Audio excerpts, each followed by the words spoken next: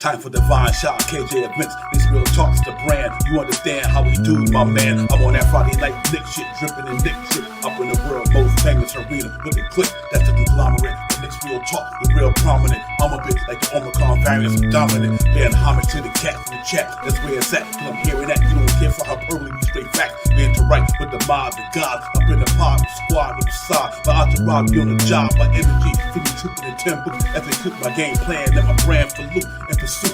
Going hard like the New York City gritty committee. Cause that the Knicks ain't always pretty, but we all stay giddy. And we embrace the fan base, like the links, Anthony Mace. We drink the logo when there's airspace that appear like square space. Staring down on the Chase Bridge, look at that Knicks City drip. There's any Dexys on the court, looking pretty legit. I stay true to the orange and blue. I thought you knew, so here's a few bars to shine like stars divine to Mount Mars. Knicks real talk. Here we go, let's go. The Knicks real talk right here. I'm representing Knicks real talk. right here. Let's get it. Here we go, let's go. We here in the building. Knicks real talk. Let's get it. Here we go, let's go. Yeah, for real. Yes, sir. Knicks real talk. We here. Here we go, in the let's go. building. Knicks real talk. Let's get it. Let's get it. Yeah, for real. Yes, sir. Let's get it.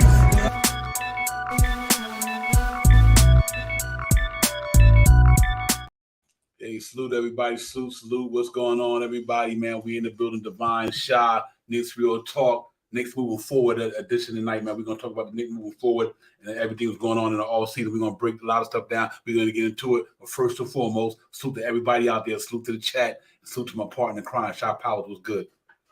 Salute to you, Divine. Salute to the chat. Let's get it. Yeah, real talk, man. Yeah, man. I know the season was finally came to an end for us.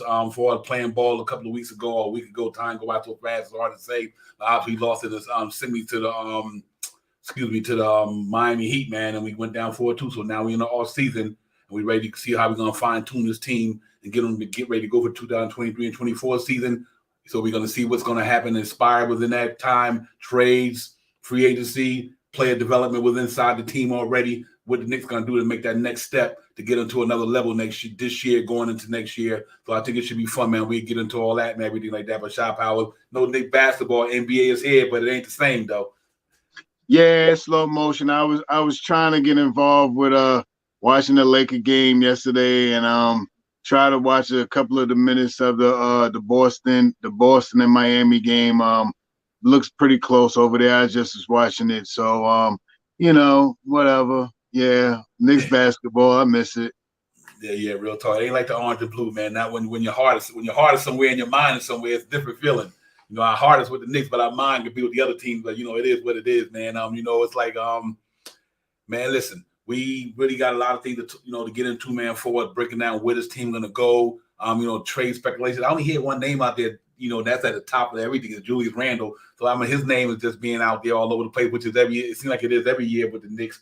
But other than that, man, I'm looking forward to. We didn't get a draft pick last night, obviously, but that don't mean nothing can't get willed and dealt and done going into the season to acquire something. You still can get one from somebody via trade and all that good stuff. So if we need it, we go out there and try to survey the landscape with which team willing to do that. Obviously, Portland looking to give it the third pick. Some people got Julius Randle to Portland for the third pick. I'm like, whoa, that's all. So we'll see, man. It's a lot of stuff out there, man. I heard my man CP and what's my man named CP and them talking about Ian Begley. I apologize for that. Ian Begley, CP and them on their show talking about what's my man named from Chicago, DeMar DeRozan. So it's a lot of interesting stuff out there. You never know what can happen. We'll see how it goes, man. But right now I'm just ready for the Knicks to get out there and get back into their bag. Tom Thibodeau's already out there in Chicago at the combine and all that good stuff, man. Sporting some of this young talent, scouting some of this young talent, excuse me. So we'll see, Shy Powell. I'm ready to see the Knicks go out there. And no matter what they do, I want to see this team improve and get ready to go into next year, man. Hopefully they're a little stronger and ready to battle a little bit more and go a little further and once the time get here. Yeah, there's a lot of names rolling around there. And the two big trade pieces, the bigger names are Julius Randle and R.J. Barrett. There's also some scampering around IQ as well, maybe IQ and Evan Fournier. So those four guys are like the main names that I've seen so far and somewhat of trade rumors and stuff like that. So, as it gets closer to July, things will get a little bit more flattened out and stuff like that. I just want to say this out loud. No hate to the NBA and nothing like that, but I think that draft was rigged yesterday, man. I think it was rigged, man. We should have got. They should have. Dallas should have been 11th, man, or 12th or something like that. It was a fix. It was a fix on that thing, man. They did us dirty, man. We can't get nothing. Can't have nothing. Don't want to give us nothing. Nothing. Mm-hmm. Hey, real talk, real quick, just not before we don't get off track. But Dave Stevens, I would entertain that, my brother. I'm gonna tell you that right now. Dave Stevens, I would entertain that in a heartbeat because you're gonna have to extend IQ. And Mitchell Robinson, I love my man Mitch. He's my man, but he ain't no call any talent than Embiid. I tell you that much right now. So I would have to entertain that even though Towns' contract is phenomenal, but with the salary there's not enough money. That's both of those names sound good. I mean, they're definitely big names out there and stuff like that, but Mitch and IQ is not enough money. You got to throw some more. You got to throw a body with that. It's got to be with. Well, we'll chop it up a little bit. I got something. I mean, I don't want to say how many pick, but I got a couple of things with a couple of players that can probably make a hit for us, man. I got a target on 2 guys this year, and as we get more into the chat, I'll try to throw their names out there and why I think they'll be a good pickers for us. Yeah, real talk. Yeah, I'm quite sure. Dave Stevens he probably would just use them at the prime 2 guys in there. But yeah, obviously they would have to. It's so much noise about these players, man. It's interesting to me, but I really do believe at the end of the day, I don't see the Knicks getting too crazy because of their salary cap situation, but they can either pull off a trade or just go into the season next year with the same roster they got, maybe pick up a player here and there, especially from the shooting standpoint, obviously boost that 3-point shooting. But with Quickly and Obi and them, that's interesting, man, because no cats got a payday coming up. And this salary cap we have right now, this year we was at 152, next year 164, unless we get rid of a couple of players. Obviously that'll change. So it's gonna be interesting, man, because a lot of these guys the Knicks are not gonna be able to sign. And you talking about Obi might be going to 17, 18 range. Obi might want to go into 15, 16. I mean, obviously you got Derrick Rose, and then you can move forward in the contract that get there, but then you want to add Josh Hart money. Obviously, you're going to want about 15, 16. So then RJ's extension kicks in. So that's another $13 million on the books. Because if you keep the Knicks where they presently constructed right now, we have 152 this year. You're going up to 164, but that 164, that's because that's $13 million that's added to RJ Barrett's $10 million. You know what I mean? So now you're going to be paying RJ 23 this year when last year we was only paying them 10, so, and then obviously Cam Reddish, some numbers is gone, but Josh Hart, that bears out with Josh Hart contract this year, $4 million more for Josh Hart. But now you ask him to put another $7,000 on that, $7 million, I meant to say. So it's going to be interesting how this thing going to go out, man. But either way it go, I know the Knicks going to do the right thing. They well groomed, and with the way this organization is playing itself right now, to get up there and do the right thing, measures trade, get money off the books for free agency, whatever the case may be. But I'm with my man on that. If that were to transpire, Knicks are nice, I would not doubt that. I would not doubt it. And there's a lot of reasons why. That he is CAA more. That's Leon Rose's man in them. But I know people call the man soft and everything. You can call it what you want, but with his whole career, he 23-11, 1.5 blocks, shooting high percentage from downtown. They had a big 7-footer. So you can say what you want about his softness, but damn, that man, his numbers don't lie. I tell you that much. So I know people don't like it, but them numbers don't lie. I love my man Mitch, but Mitch can't give us them numbers. You know what I mean? Real talk, stretching too. That would open up the floor for Randall and RJ and Brunson like you wouldn't believe he was on that team, because now he just pulling everybody out the paint, and because the way he shoot the ball from out there. And it's just straight bully ball all day. So, yeah, it makes sense to a degree. But it's, his last number Carl Towns' last number for that year is $65 million, but that's his last year. That's a play option. But obviously he's gonna opt into that. But I tell you, he'll make a nice fit there, man. He really would, man. I know people down on him because of that, this and that, but the man could play basketball. Last year was the first year where I really seen him have a severe injury. I don't know how, but he came back to play. But he's one of them guys that's out there as well. And but if I ain't gonna lie to you, if I had to pick him and Mitch Sharp, I had to take because I had to take Carl Anthony Towns because what he could do for the Knicks. So and he rebounds more.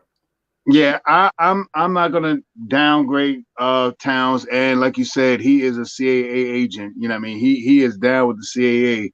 So, but his contract, whoa, man, next year it'd be 36 million, then 42 million, 44 million, 54 or something like that, and then 60 something million.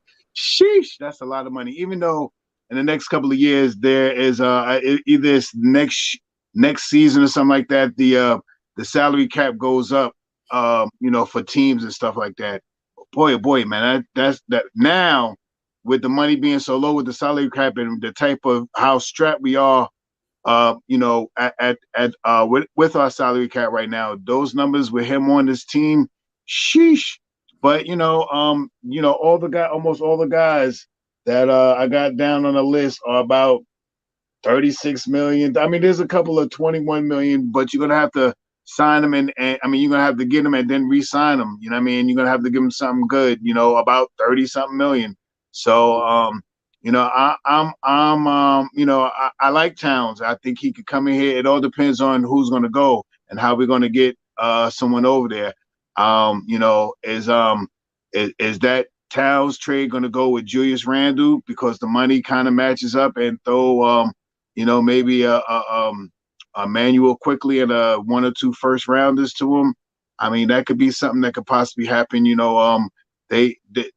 Mitchell Robinson, I don't believe goes over to Minnesota.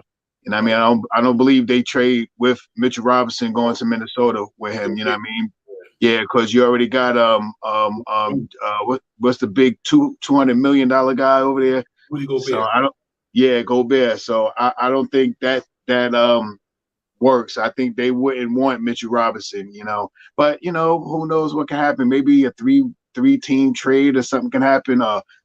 Spin the wheels or something like that. Some crazy things that's gonna happen. And I think that the Knicks are gonna try to they're gonna look at what happened this year, what they can do and what they seen. And for me right now, a person that I want to keep a hold of is, if it's RJ or Randall, I want to keep a hold of RJ. RJ played big in big games, man, and he played big in his playoffs right now. So, no, that's all I'm going to say about that till later. Yeah. It's interesting, man. It's a lot of scenarios with that. We just putting that out on the gig. It's already out there. We wanted to get the chat involved because it's an open discussion tonight. We want to make sure we get the chats, all the chats conversing like they really got their part of the show with their information. I don't know. He said Nixon Knight said Joel Embiid or Cat. I got to go with Joel Embiid on that one, man. Other injury wise, but Joel Embiid is top 7 right now in the game probably. Joel Embiid he can do wonders for the Knicks too. I mean, unbelievable, man. And he haven't played with a point guard like Jalen Brunson. Joel Embiid hasn't.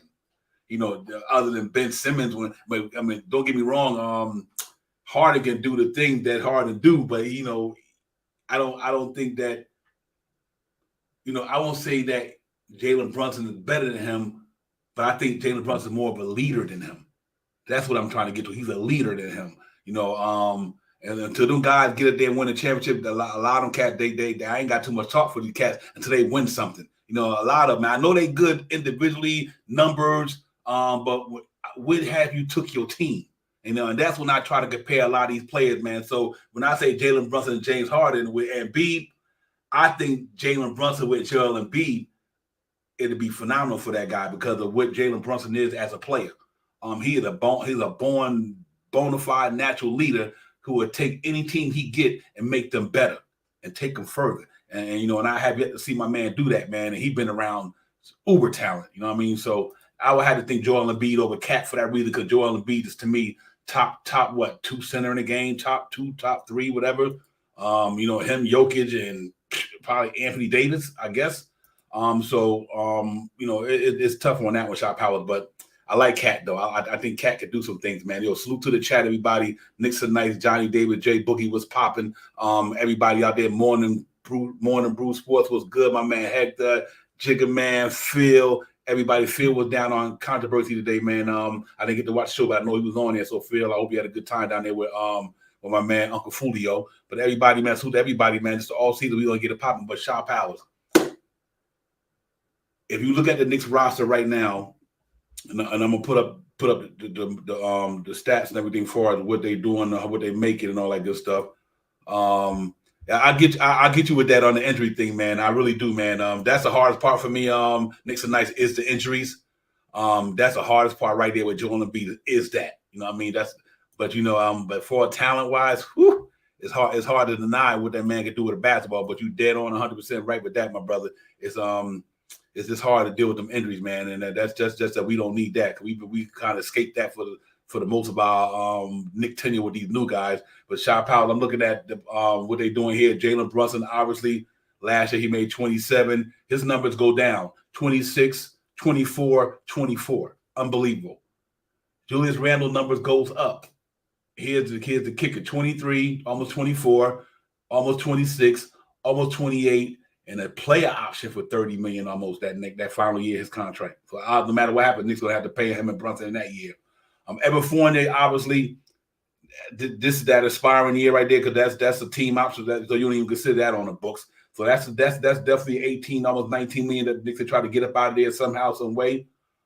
Mitchell Robinson, his numbers, good contract. His numbers they decline. 17 in the first year when he got it. Now he's 15, 14, 12.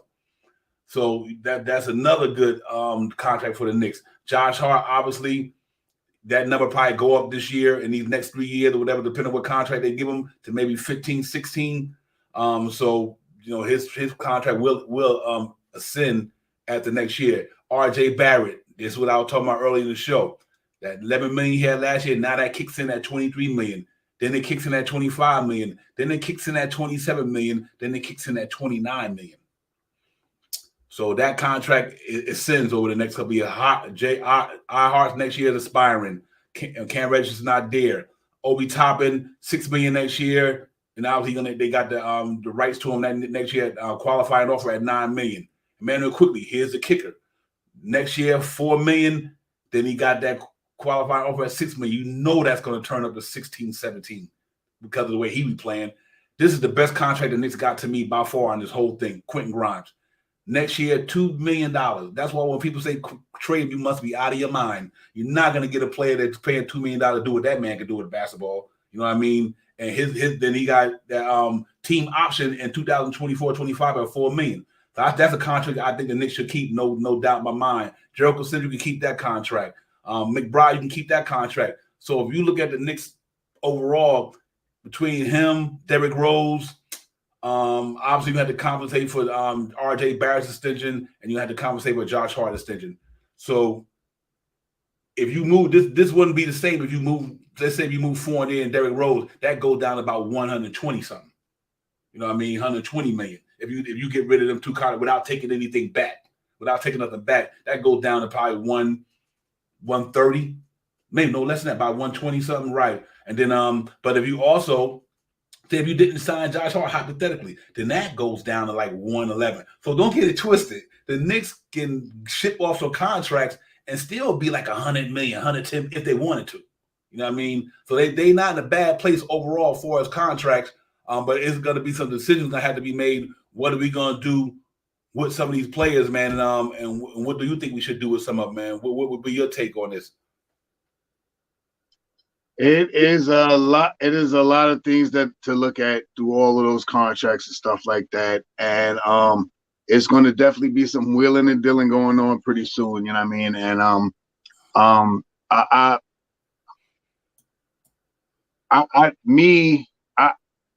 I don't. All right. Let me just say it like this. I believe me the pickup we should try to look for is Kristoff, Kristoff Porzingis. Bring him back to New York. And the reason why I say that because Kristoff is on an expiring contract with $36 million. Who's that? KP. Oh, KP. Okay. KP. He if he comes, we could send Julius Randle over to the Wizards. And the reason why I think that Wizards will want him because I don't know if the Wizards are going to be able to sign Kyle Kuzma. Kyle Kuzma right now is a expiring contract on $13 million. And I mean, so he is probably looking for a bag, $20-something million. So I'm not sure if Kuzma is going to come back there. I think the reason why I think I don't think how can I say it? And I think IQ is going to go for the bag. You know what I mean? I think he's going to go for the bag. And why not send him somewhere where he could get a nice amount of money? You know what I mean? And I could possibly see Randall and IQ being moved for Kristoff Porzingis to Washington. And and Kristoff doesn't necessarily have to play the hard minutes like Randall plays, the 35, 30, 38-minute games. We still have Obi on a cheap contract. And I think we can substitute those two guys with Mitchell Robinson, substitute those two guys, put KP at the power forward position, a big guy, 7 foot, can drive the ball, can shoot the ball, can shoot off the dribble, can rebound, and he can block shots. I think for $36 million and to sweeten the deal, put IQ and Randall together in the package. Maybe you might have to add 2 second-round picks or something like that. But I think with those two guys, I think we could get KP, and it'll solve a lot of our problems shooting 3-point shots. We don't have to run this guy into the hole 35 minutes. He could play 27 minutes, and Obi can get 20, whatever the minutes left over, 27. Let's say 25 and 48 minutes, 25 and 23 minutes. And I mean, and we can split the minutes down so we don't burn out KP. That's one of the reasons why I think that deal is a smart deal. Yeah. I think people understand KP ain't even got no say in it, to be honest with you, ladies and gentlemen. Whether he want to come back or not, he don't have no say in that. He's getting traded. It's not got to do with free agency. So whether he want to come back to New York or not, it don't even matter. If the Knicks want him here, they get him here. And the reason I don't have a problem with it, because think about it. Between KP, Towns, and B, you know why I take KP? 1 year, it's supposed to $200 million, $150 million. 1 year, that's it. 1 year, $36 million. $37 million. Yeah, I'll bring him back, man. Because he had probably the best year of his career last year. You know what I mean? Literally, the best year of his career. He's older, he's smarter. He left us because of the front office, not because of it was really his brother. Let's be real. I think it was his brother. Being I don't even want to call him out, but it was more so what his brother was doing, and he was young, didn't know any better, and he wanted out and blah blah blah. But he's older now. He's not a spring chicken anymore. And what better to bring him back to see what he can bring back to the New York Knicks for if we would have kept him and seen what he could have did from there. Here's another reason why I won't have a problem with it. So if you trade for him, right, and depending on which way the season go, he ain't nothing but a trade piece. At the trade line, he a trade piece. No matter what, it's a win-win no matter what. I would do it just to get them contracts off the books, you know what I mean, for 1 year. I would do it because, like I said, Knicks going to have to make the decision, man. They got a lot of – they payroll is crazy right now. You talking about extending Josh Hart. You talk about extending Obi Toppin. You talk about extending Emmanuel Quickly. You know what I mean? RJ Barrett, like I said, his extension just kicked in last year. It's a lot of stuff to take in with that, man. You know what I mean? So, I'd rather do him than do Embiid and Towns just because of the money. Just because of the money. Right. You know what I mean? And I think we can compensate for a lot of things, man. One thing, like I said, we can't say, and I agree with Lawad 100%. He's not a great rebounder, but at the same time, he does a lot of other things that make up for that. You know what I mean? Like I said, we got a center who can't score the ball. So even if you give Mitchell Robinson a break, you throw KP at the 5 with Randall or whoever, or with him and Obi. The good thing about it, he can go 4 or 5. He stretched the floor. He could score. You know what I mean? He got a little length. I think he might not, I think under Tom Thibodeau, he'd be a better rebounder and a better player. Under Tibbs, you think about the coaches who he had to deal with, last year and all that. I think under somebody like Tibbs, knowing that Tibbs is going to try to get the best out of him, but I also think that because he can go 4 or 5, that makes sense for versatile. Because see, Mitchell Robinson can't do that. Harkenstein can't do that. You know what I mean? KP can go 4 or 5. So that just makes the team stronger than me. And for 1 year with an expiring contract, I roll with KP before I put all that money out there on some long contracts like these guys who you don't think that might play 60 games, or they might get. He might not play 60 games, but it's worth the risk for him because he got it expiring, And I think you can't overlook that and what he could do with a basketball. So I mean, he's one guy I would, no question in my mind, I would go with that. I would just go with it, and if, like you said, I like what you said between him and Obi Toppin, 25 minutes apiece, whatever. He still can get his 30 if he, you might have to will and deal somebody to give for him to play the 5, but it's very possible. You know what I mean? So I think I agree with you, but like a lot of them guys out there, man, if we look at everybody who out there, Joel Embiid, injury prone, great dominant player, but he injury prone. And Embiid is $46 million, right? Going up. And going up, right. So that's just a game I would have to play. If that was something that, like, if the Knicks had that on the table, I would not be opposed to it. But I put it that way, I would not be opposed to it, just due to the fact from the salary implications. The Knicks, that's them the type of contracts that Knicks need 1 or 2 year players, not 4 or 5 year players. They need, because they got a lot of guys who got to get paid. They get, you want to keep that, how would I say it, that salary cap flexible, spending wise, because you never know what might happen. Because you go out there and spend something on KP, Zion, they never play 50 games a season. We're gonna be kicking ourselves in our butt. You know what I mean? So I'd rather take a chance on somebody who only doing that for 1 year than the guy who might do it for 4 years with $200 million, $150 million, than $33 million. From a business man standpoint, that's a no-brainer. You know what I mean? That's a no-brainer. So yeah, I mean, that's something out there. But I heard the DeMar DeRozan thing with Randall Shaw Powers. That's another interesting scenario. Here again, like I said, he can get he gets a aspiring contract coming out there somewhere in that line, either a year or two. His bag will be up. So and he can score the ball. You know what I'm saying? So he's a veteran who won't stroll under pressure. You know what I mean? But see, the Knicks was going to get that cat here at one time. Scott Perry was bringing the Rose in here, but he decided, I guess somebody had different plans in the organization at the time, but it wasn't under Leon Rose, I don't think.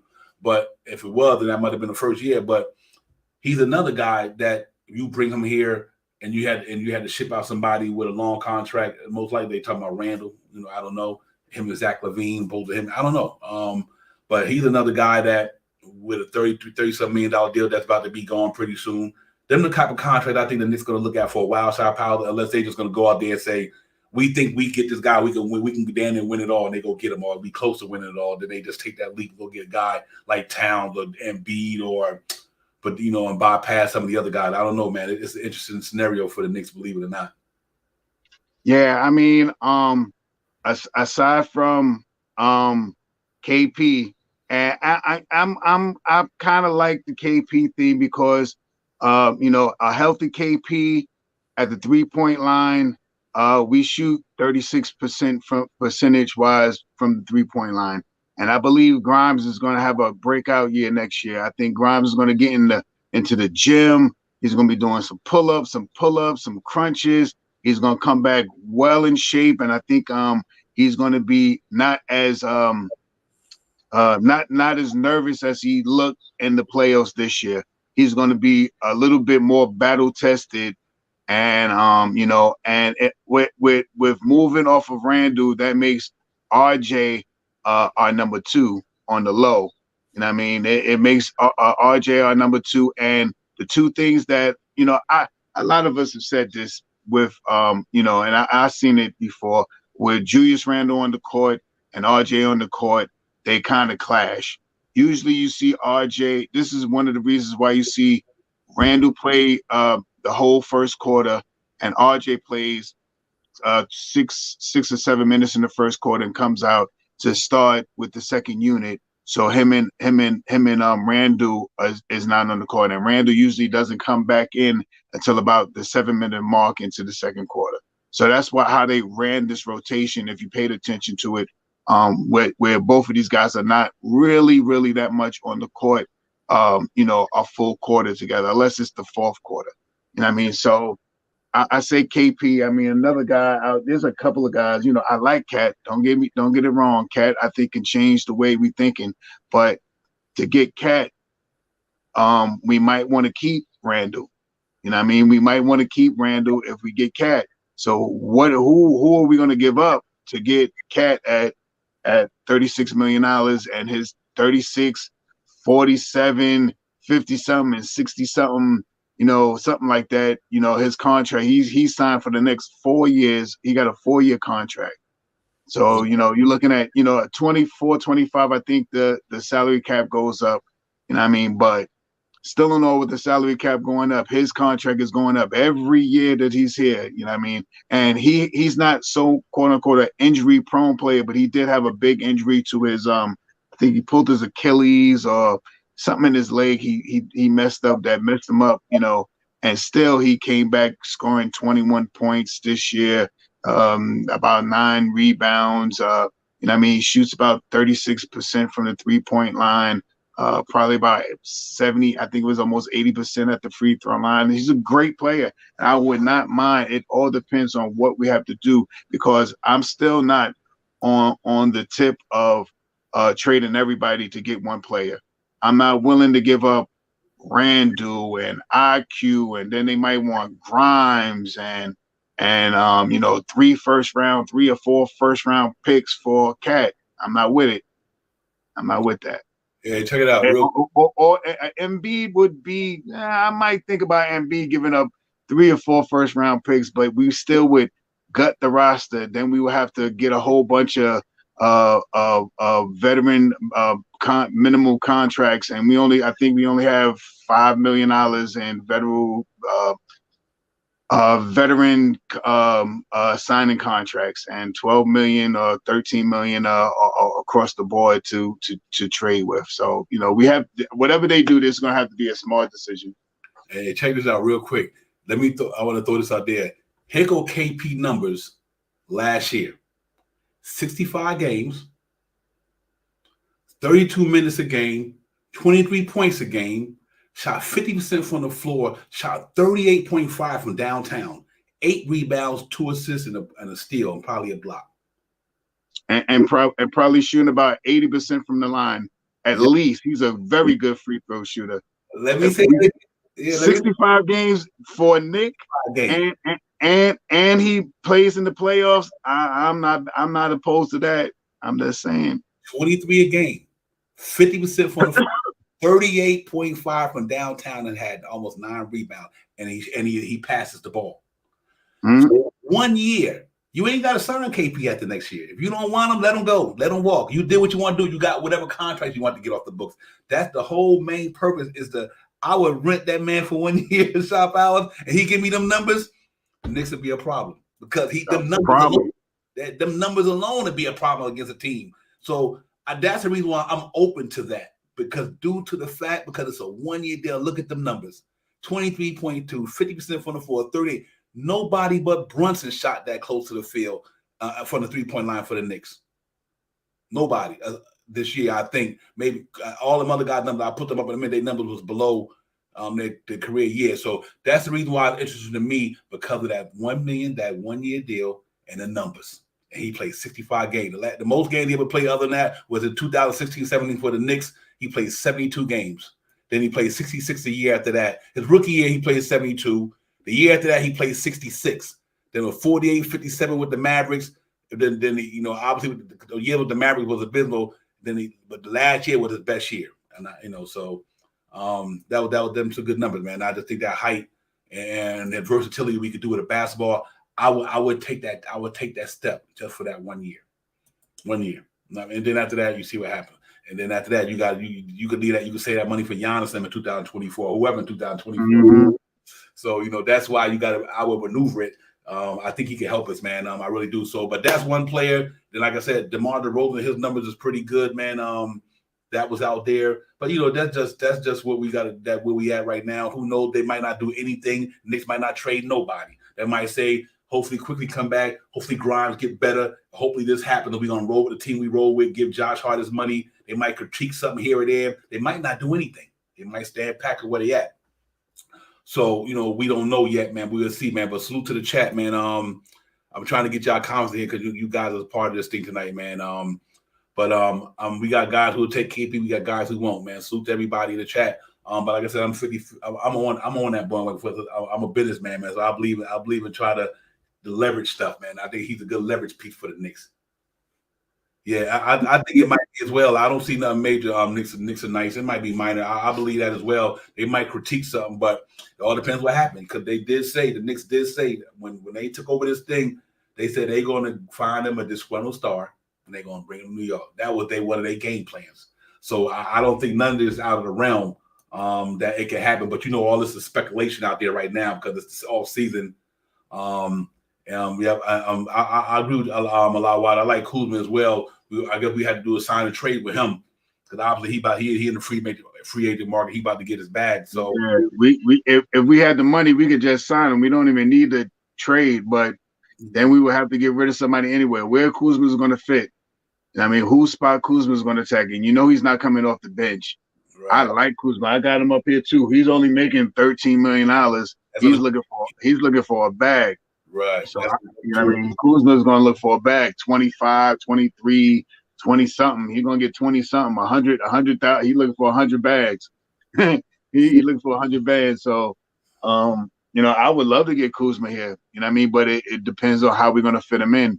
We will have to, you know, he can play the 3, but will we put him at the 3 or will we use him at the 4 position where he's you know, so, you did Randall Hardy would have to go to do that.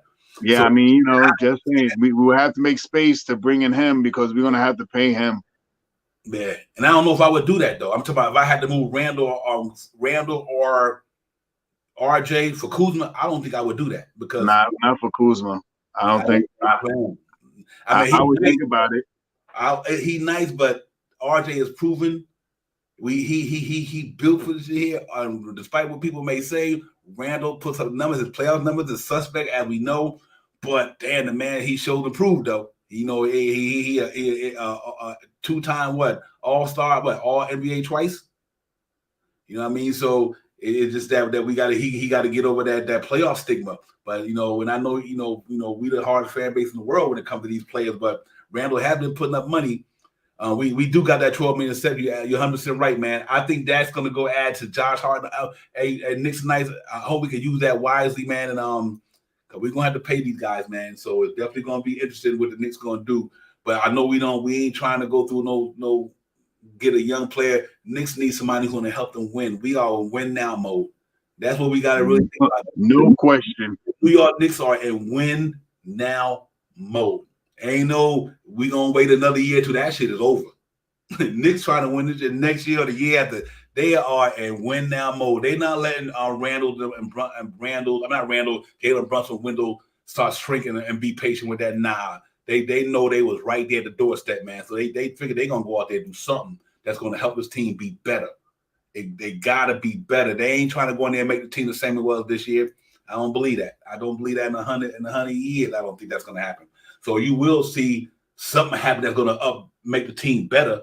But I just don't think they're gonna go out there and rest for some of anybody because, like I said, there's so many guys. You know, like why would you take him when you got him? That's where I'm at with the Kuzma thing. And I love Cal Kuzma, but I just don't see why would I take Kuzma over RJ Barrett or Randall. I ain't doing that because we already got the camaraderie. They got the chemistry. They know Right. how to get down. Kuzma, one thing I like about Kuzma, he has been to the finals and stuff like that. So I like him as a player, but I don't know if it's enough for him to move one of them two dudes out. That's my only trepidation with him. That's why I said the Knicks gonna go for something big. They better go with something that you could trade Randall and RJ for. I mean, to put them in the package to get this next dude. Because you can't bring a dude in here who's just as good as Randall or just as good as RJ. That ain't elevating the team. You know what I mean? I don't see that even happening. So, but you got to get a bona fide cat who's gonna come up in here, man. Because we definitely need one if we're gonna go ahead and strike while the iron's hot. But if not, then we just critique it a little bit, Shop Powers. I don't know, but I think if you go for Kyle Kuzma, you're gonna have to. I don't want to do it to give up RJ and them. I just wouldn't do it. I don't know what to say. I wouldn't do it. I'm Star J. I was saying that, beginning of the year, he faltered in the beginning of the year, but he showed me some big heart in that playoffs, man. He showed me big heart in big time games. And, even though that last game, no one really shot good. The only person that was hot that game was Brunson. But from game 3, against the Cavs, RJ went hard every game after that, and I think only thing RJ needs to do is stop shooting so many 3-pointers and start shooting that short jump shot like Jimmy Butler does. I mean, if he can come in and start facing up instead of trying to back you down and 2 dribbles and take that double step and get up in the air and shoot that jump shot, he could be lethal. You know what I mean? I think he's gonna change his game this year to what he wasn't doing great last year. I think he's gonna get a little bit off of that 3-point shot. I think he'll still shoot it, but I think he's gonna get off it. He's gonna be more of a face up. He's not a great shooter, but he can shoot that short jump shot, that foul line down jump shot. He can shoot that shot. You know what I mean? And I'm looking for.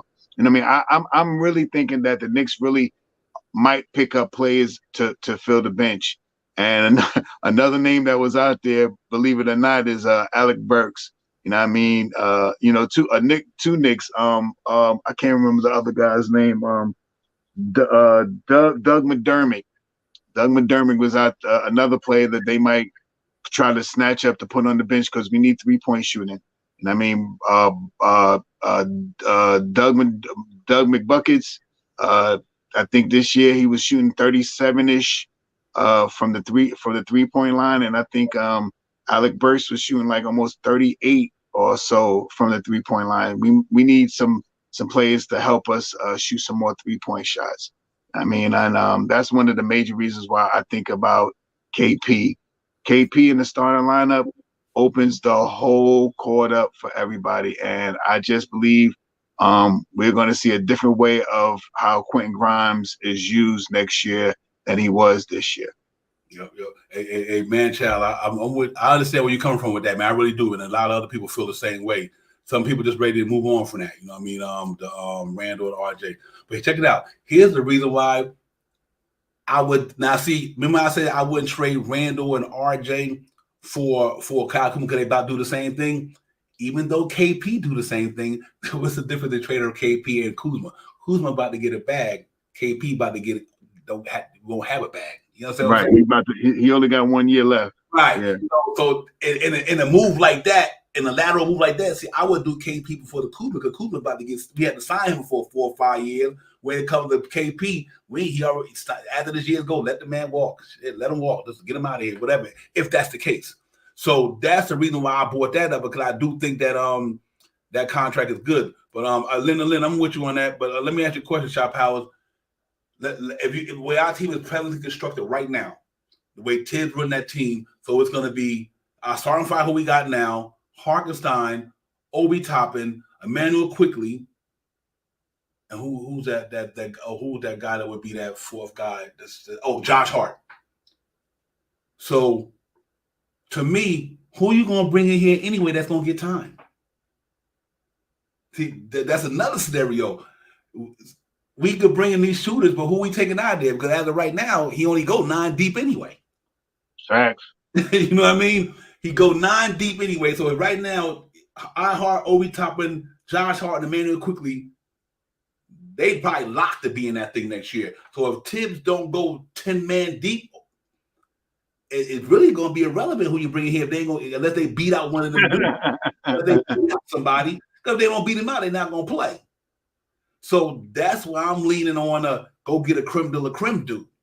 The way this team is constructed right now, ain't too many people coming here going to get some burn. And I like what Leonard Lynn said. Steph Curry, I love that deal. I love that cat. I wouldn't mind seeing Steph. I love to have here. But my thing is, who you going to take out the sideline? Who you going to take off the bench? So we go. That's why I said this thing gonna get interesting, man. The Knicks got a lot of scenarios where they might have to move some people like quickly and Obi them because they thought they about to get some money in another year, or you might have to not be able to get nobody because you want to keep them.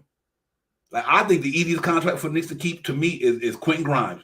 Nowhere in the world you get a guy who making $2 million do what he do. He ain't going nowhere. So you might be that dude out. He might be that dude out because quickly gonna get 20 million or 17. He's still making 2 million. I'm thinking like you saying, Divine. The reason why I'm saying KP because I think a package could be Jalen Brunson. I mean, Julius Randle and IQ with maybe 2 seconds or a first and a second or something like that. Can we might have to give up a first, but that would open up another spot on the bench, and we wouldn't be worried about who we can fit in. Now we can go see if we can fit Steph Curry into the lineup with $8, $10, $12 million contract or something like that. Or if we can't do that, now it's time for Deuce McBride to get some burn. Because now he's the next man up. He's the next man that's going to be coming off the bench to help us. We've been yearning to see what Deuce can do with minutes on the court. What better opportunity would Deuce have if we can put a package together of Julius Randle and IQ, and maybe like I said, two firsts or first and a second or whatever to to open up that to relieve that pressure on that second unit. Now we don't have to look for somebody in the second unit, and we still getting a cheap deal with Obi Toppin because we're going to sign him to the minimum or let it run to the next thing. We sign him with the minimum, and we can have KP and Obi, and now we have Deuce McBride in the second unit running with J Hard and J Hard, Obi Toppin, and I Hard. With J Hard, I Hard, Obi Toppin, and Deuce McBride would be our four coming off the bench. Yeah. Hey, Lynn, I'm with you on that. That's why I say the Knicks got to shake something up. And let me tell you something. Who was that bench that you said? Deuce McBride. It would be if we make the move for KP. IQ would be gone and Julius Randle would be gone. Deuce McBride would step up in the second unit. So it would be Deuce McBride, J Hard, I Hard, and Obi Toppin. And they would probably run almost similar to what they did this year with a stagger with RJ Barrett in the first unit and in the second unit, like they did this year. Do you think that bench would be strong enough in the playoffs? Because they folded this year. Do you think that? That's the thing I'm saying. I mean, if we get rid of IQ, I'm not necessarily saying that Deuce would be the guy to step in. We could probably go out and get there's a couple of free agents. I got some free agents right here. There's a couple of free agents out there that we could possibly get for somewhere between $7 to $11 million. But the biggest thing is we got to get rid of. We can't sign D Rose back, at least not for $15 million. We have to try to get off of Fournier. We have to move Fournier if we're thinking about bringing some more people to help out the bench. And if you really, like I said, I was joking, but I'm being dead serious. Burks is up off of he'll be he's on an aspiring contract, and so is Jimmy Buckets. I mean Doug McBuckets. He's also on a aspiring contract as well. We can, if we can get off of him and bring, Alec Burks over here for $8 million. We save money, and we got someone that's already knows Tom Thibodeau's rotation and can shoot the ball. And also Doug. He hasn't played under Tibbs, but he knows he's played with the Knicks, and the Knicks probably play similar to the way he used to be here. He can come in. He's a big guy. He's about 6. I think Doug McDermott is like 6'7", big guy. He's 6'6", 6'7", 6'8". He's kind of a big guy. So, and he can shoot the ball. He can drive the ball, and he can hit the free throws. Our biggest problems are hitting free throws and hitting 3-point shots. So we have to bring somebody. I substitute Deuce in there, because I wasn't making a further trade, from just the IQ and Randall, but we definitely can bring in a Doug McDermott or a Alec Burks on the low for cheap. Okay, yeah, I can see that in a sense. Here's my caveat for the Knicks anyway. If you keep Tibbs, Alex Burks, yeah, but them cats don't play no defense, man. I just don't think Knicks are going to bring anybody up here who can. I know they can shoot, but they can't defend that ball. And that's why I say after we take all the variables inside of it, that's around it, I think Tibbs looking for certain players. You know what I mean? Long as he's the coach anyway. Mm-hmm. You know what I mean?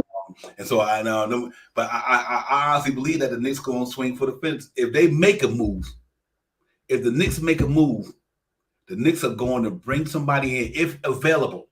They're going to bring in here who somebody can come help put this team over the second round.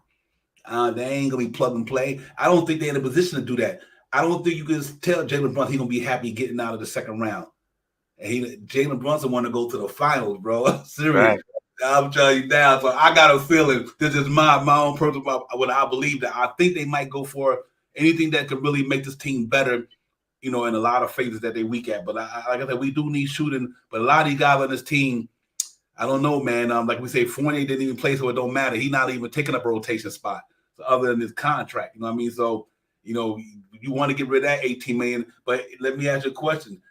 I think who was that in the chat? I want to make sure I get it. Hey, Lynn. I agree with you 100% that he's injury prone. But here's the caveat. He played 65 games last year. Best, the man had 23 points a game, shot 50% from the floor, 38.5 from downtown, almost 9 rebounds, 7. How many games did he play? 65. 65. That's a good number. Yeah, for a 1-year deal. I mean, I think no matter what we may feel about KP, but the numbers he put up last year and a $33 million expiring contract to get one of our 4-year deals off the books, you got to take that deal. And he's going to help you. I mean, check it out. Here's the good thing about it. And if it don't pan out, the good thing about it, at the trading deadline, somebody going to want that expiring money. They're going to want it. It could be one of the top stars that might want to get up out there. The Knicks might say, well, you know what? If we got a $33 million expiring deal, that team would love to take that money and don't sign KB back. It's a win-win with that contract. Ladies and gentlemen, that's a win-win. Because that money comes off the books one way or the other. But his numbers this year is what's important, because he put up better numbers this year than RJ did. His numbers damn near like Randall. He shot better than Randall. Yep. He didn't rebound good as Randall, but he had 8 rebounds. Randall had 10. He had 2 more rebounds. Randall had 2 more rebounds better than him, right? Check me out. He had 3 a game. Randall had 24, 25 a game. KP shot 38 from downtown. What Randall shoot from downtown this year? Teams below 33, I think. 30. Yeah, almost low below league average. KP shot 50% from the field. So what I'm saying is, he would have had the second best numbers next to Brunson on the Knicks this year. You know what I mean? And RJ and Randall missed games this year too. So his KP numbers ain't too. His KP numbers is better than both of theirs. And the difference is he only got $33 million on the book. Randall and RJ got 100-something million on the books, $100 million on the books. So I don't have a problem doing the KP thing, because I just think that it is going to benefit the Knicks in a long run. No matter, that's a win-win. I don't care if KP come to the Knicks and only play 20 games. It's still a win, because the contract is over. It's and and hypothetically, like you said, now what we could do is now you'll see more minutes for Obi because Obi is still on that cheap contract. yes. I'm not. It's not like I'm trying to ship Randall out, but if we're going to ship Randall out, this is like a lateral move, but this is a better move for the team because what KP does, KP brings brings people to you. You know what I mean? KP don't need to dribble and back you down and take you into the hole and wait for the double team to converge to pass the ball. He goes shoot a 3-pointer from the logo. You know what I mean?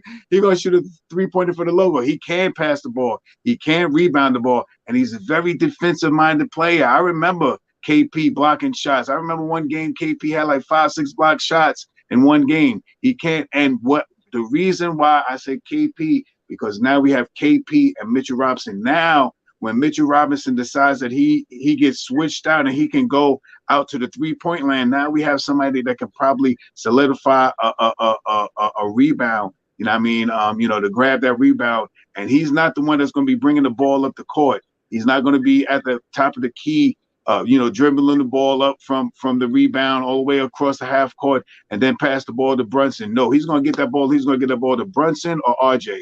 And he's going to run his butt down the court and set up in one of those 3-point lands. And if you drive down the lane and the defense collapse on Jalen Brunson's going to kick it out to KP, and he's going to wet that shot.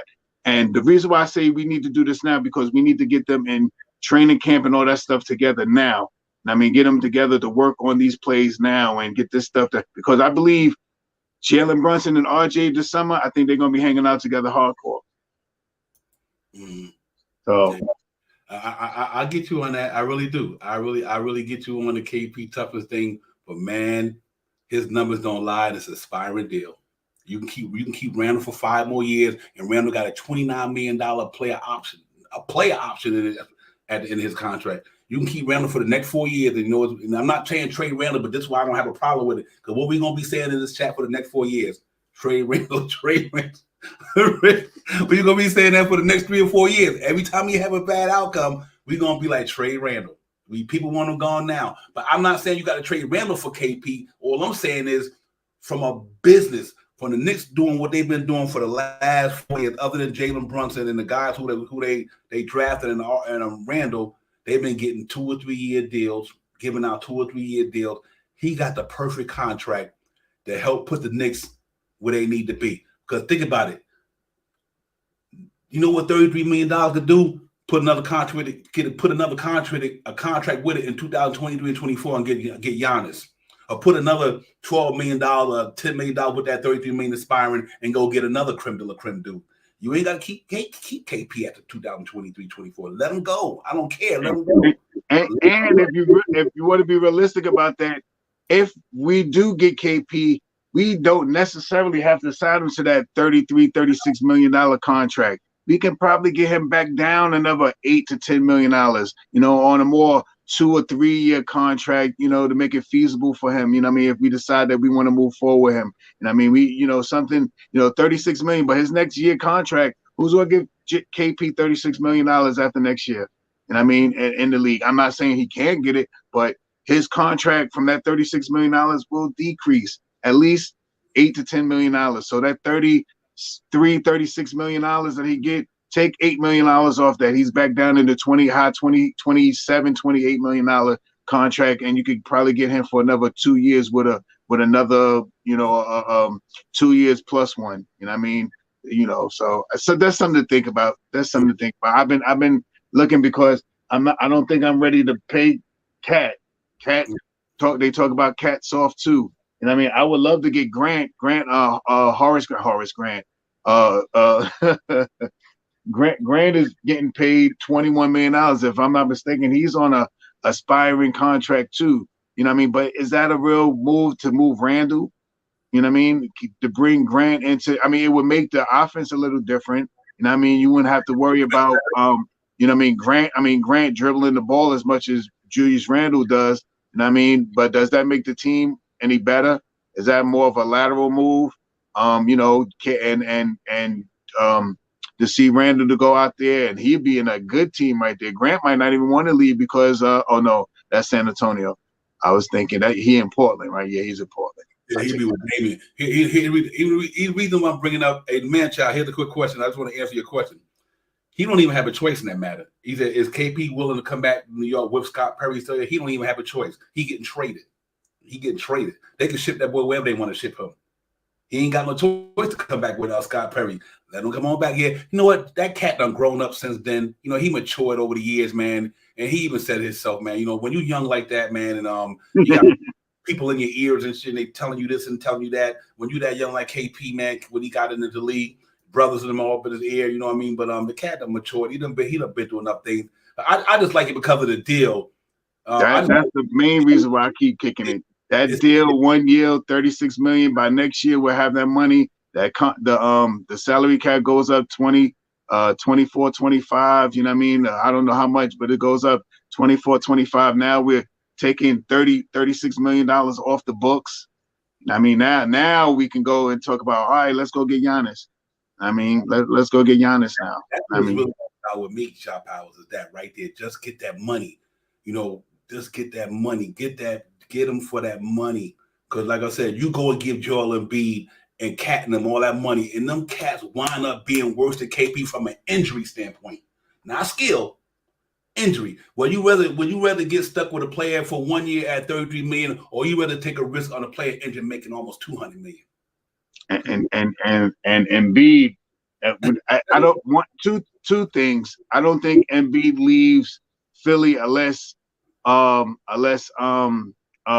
leaves Philly. But you're looking at Joel Embiid, he's at $46 million. Next year is like $56 million. The year after that is like 60 something. Now he's on the contract for like 4 more 4 more years, man. He is getting big money. You know what I mean? And we talk about injury prone. Embiid is not, he keeps getting that broken nose, that orbital bone broken. He got that bad leg and stuff like that. I'm not saying if it's on the table, but the longevity, because in order to get Embiid, we got 11 picks. We're going to have to give up 6. We got 11 first-round picks. We're going to have to give up 6 first-round picks. Or we got 11, so that means every other year. So 1, 2, 3, 4. We have to give up 4 picks, 4 first-round picks and a couple of second-round picks, plus about Julius Randle. We might have to give up Julius Randle and RJ. Right. You had to give up more than you gave for Donovan Mitchell. You know what I mean? So yeah. and in the near future, I don't see anybody else. I mean, I like OG Anunoby. He's another player out there, but what is OG Anunoby? A small forward. Now we're talking about moving RJ. Anunoby is 26. RJ is 23 in the next couple of weeks. He'll be 23. By the time RJ gets 26, he'll be just as good or better than what OG numbers is at 26, I believe. I mean, and he's not much different from what RJ is shooting. I mean, I'm trying to hold on to RJ. I think RJ, Grimes, and Brunson is going to be our key for us next year. We need some more open space for those guys, and we do need some shooters. And one of the major reasons why I'm pushing the KP thing, let me say this, so I'm not 100%, but I'm about 77% on KP because he does something that we need. He hits 3-point shots. We lack that, and if he could get hot from 3, and could you imagine him and Quentin Grimes going? KP hits 7 3-pointers and Quentin Grimes hits 5. We'll be in every game for the rest of the next couple of years. You know what I mean? I'm just saying, averaging. Hey, I'm a homer for this dude. I'm a homer for Mitch, but you can't tell me Mitch $15 million and Fournier's $18 million for KP, and the Knicks might get a pick back with that. You might think about that. You might have to literally think about moving Mitchell Robinson to get a KP there, because now you get Fournier and Mitch's money at the book. You still got $33 million that next year if you don't sign them. Now you got KP, Randall, RJ, Grimes, and Brunson. That's one of my trades I was going to say too. Go ahead. I'm sorry, Devon. Yeah, and reason why I say that because now KP stretches to 4 at the 5 for the Knicks.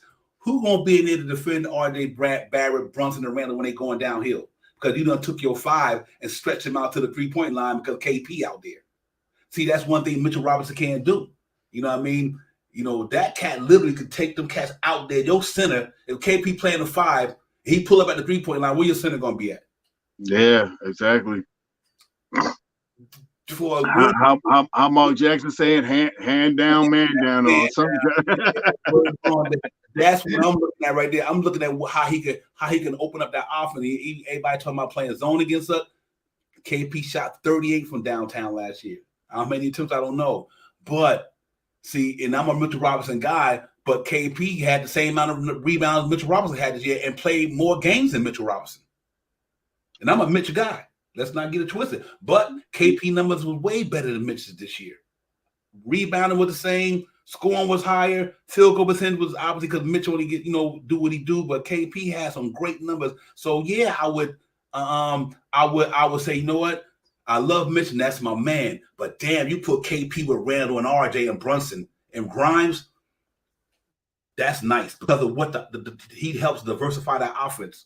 Now you can't, because you had to go down there and double team that cat when he down there, or you're gonna have to bring your man out there. And them cats can play bully ball. They did that last game in Game 6 all day with KP out there. So that's why I like that. I just think it with the money. I love it because of that and the money. But I think he helped. If he can give us the numbers he gave us last year, 65 games, 32 minutes a game, 23 points a game, 8 rebounds a game, shot 38 from downtown, 50% from the floor, 2.7 assists. And he's a better free throw shooter than Mitchell Robinson. So you don't have to worry about, hacking a KP.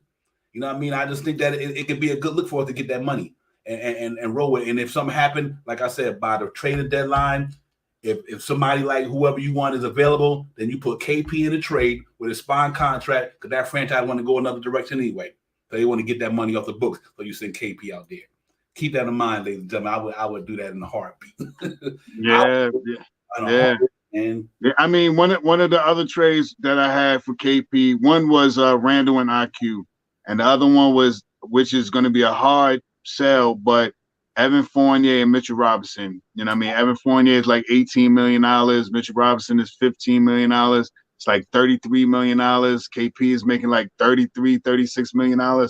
That damn near almost match up right there. You know what I mean? So I'm not opposed to seeing that. Randall is $25 million and IQ is $4 or $5 million. That's $30 million. You know what I mean? We might have to sweeten the deal if we do that with Randall. We could always give up one of those lackluster first round picks that we got, or one of our first round picks. But one way or the other, I think, and I'm just as more, I've been saying this for a while now, man. The more I think about KP, the what he would do, and if we move Mitchell Robinson and Evan Fournier, and we put KP at the 5, and Hartenstein is backing him up, right. That's a win-win. That's a win-win right there, man. Now you still got Randall.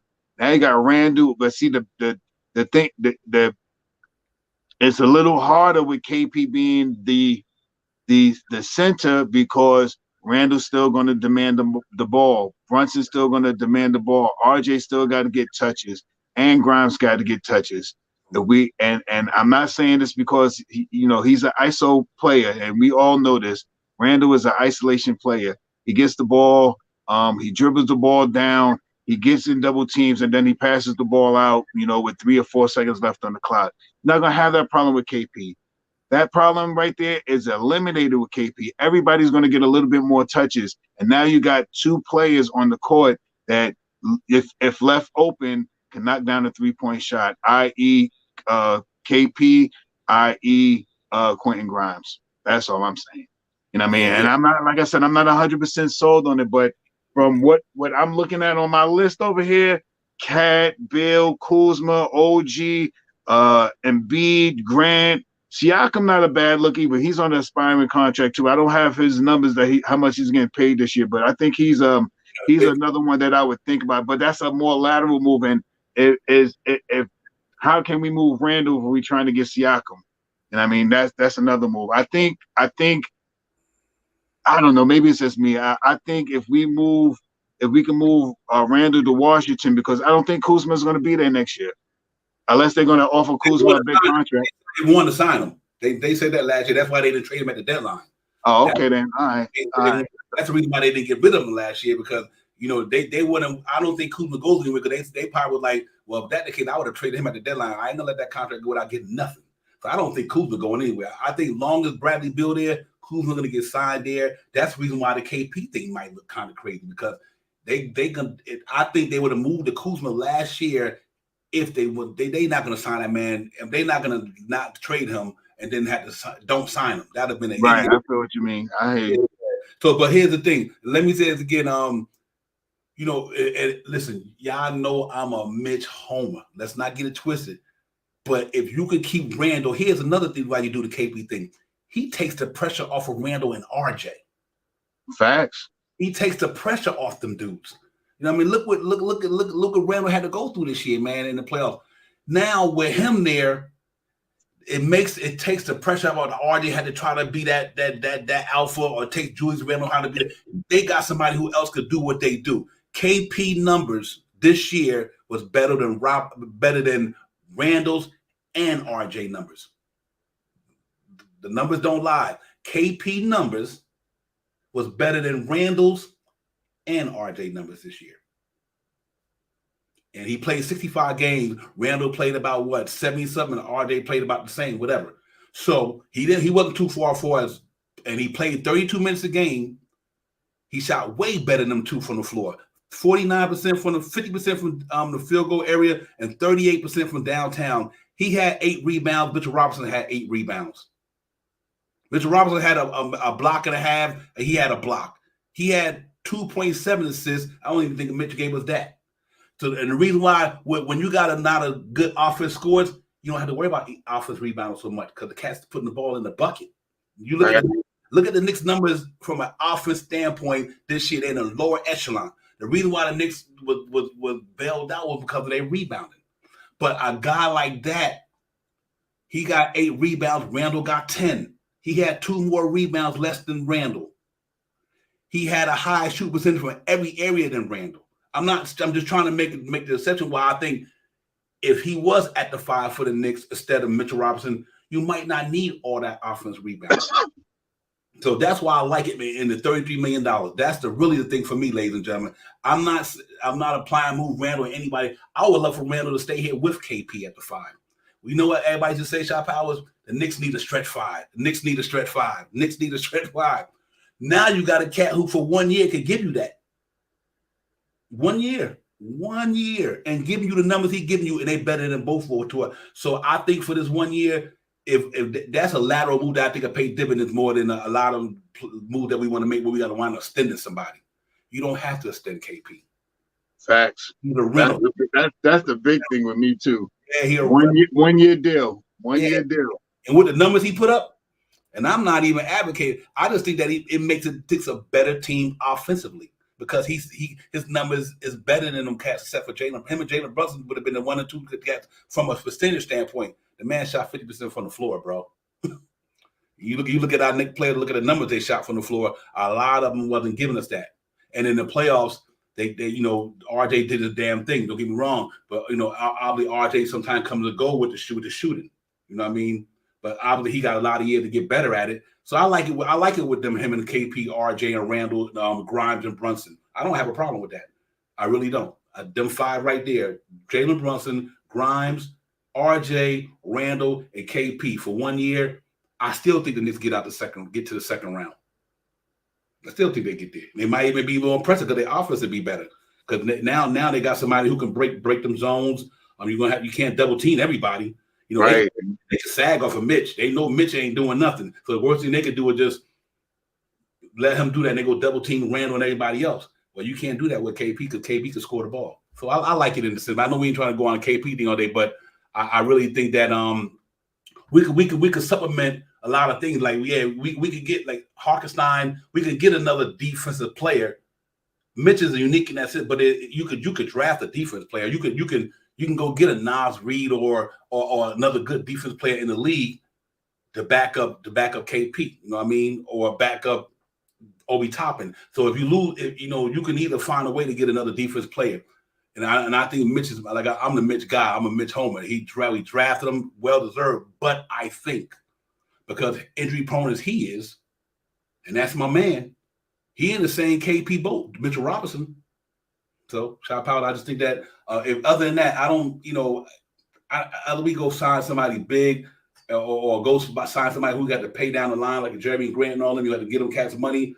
And the way our salary cap is structured right now, with Grimes contract in a couple of years, Obi contract in a couple of years, Quigley's contract in a couple of years, RD extension kicking in this year, 20-something, 27 million, 23, whatever, and his contract is ascending. Julius Randle contract is ascending. You got to make some type of move that's going to not hamper the franchise. So that's why I like that move, because it won't hamper the franchise. And we could take that money and add it to a contract to get a superstar in here, basically, when the time is right. So.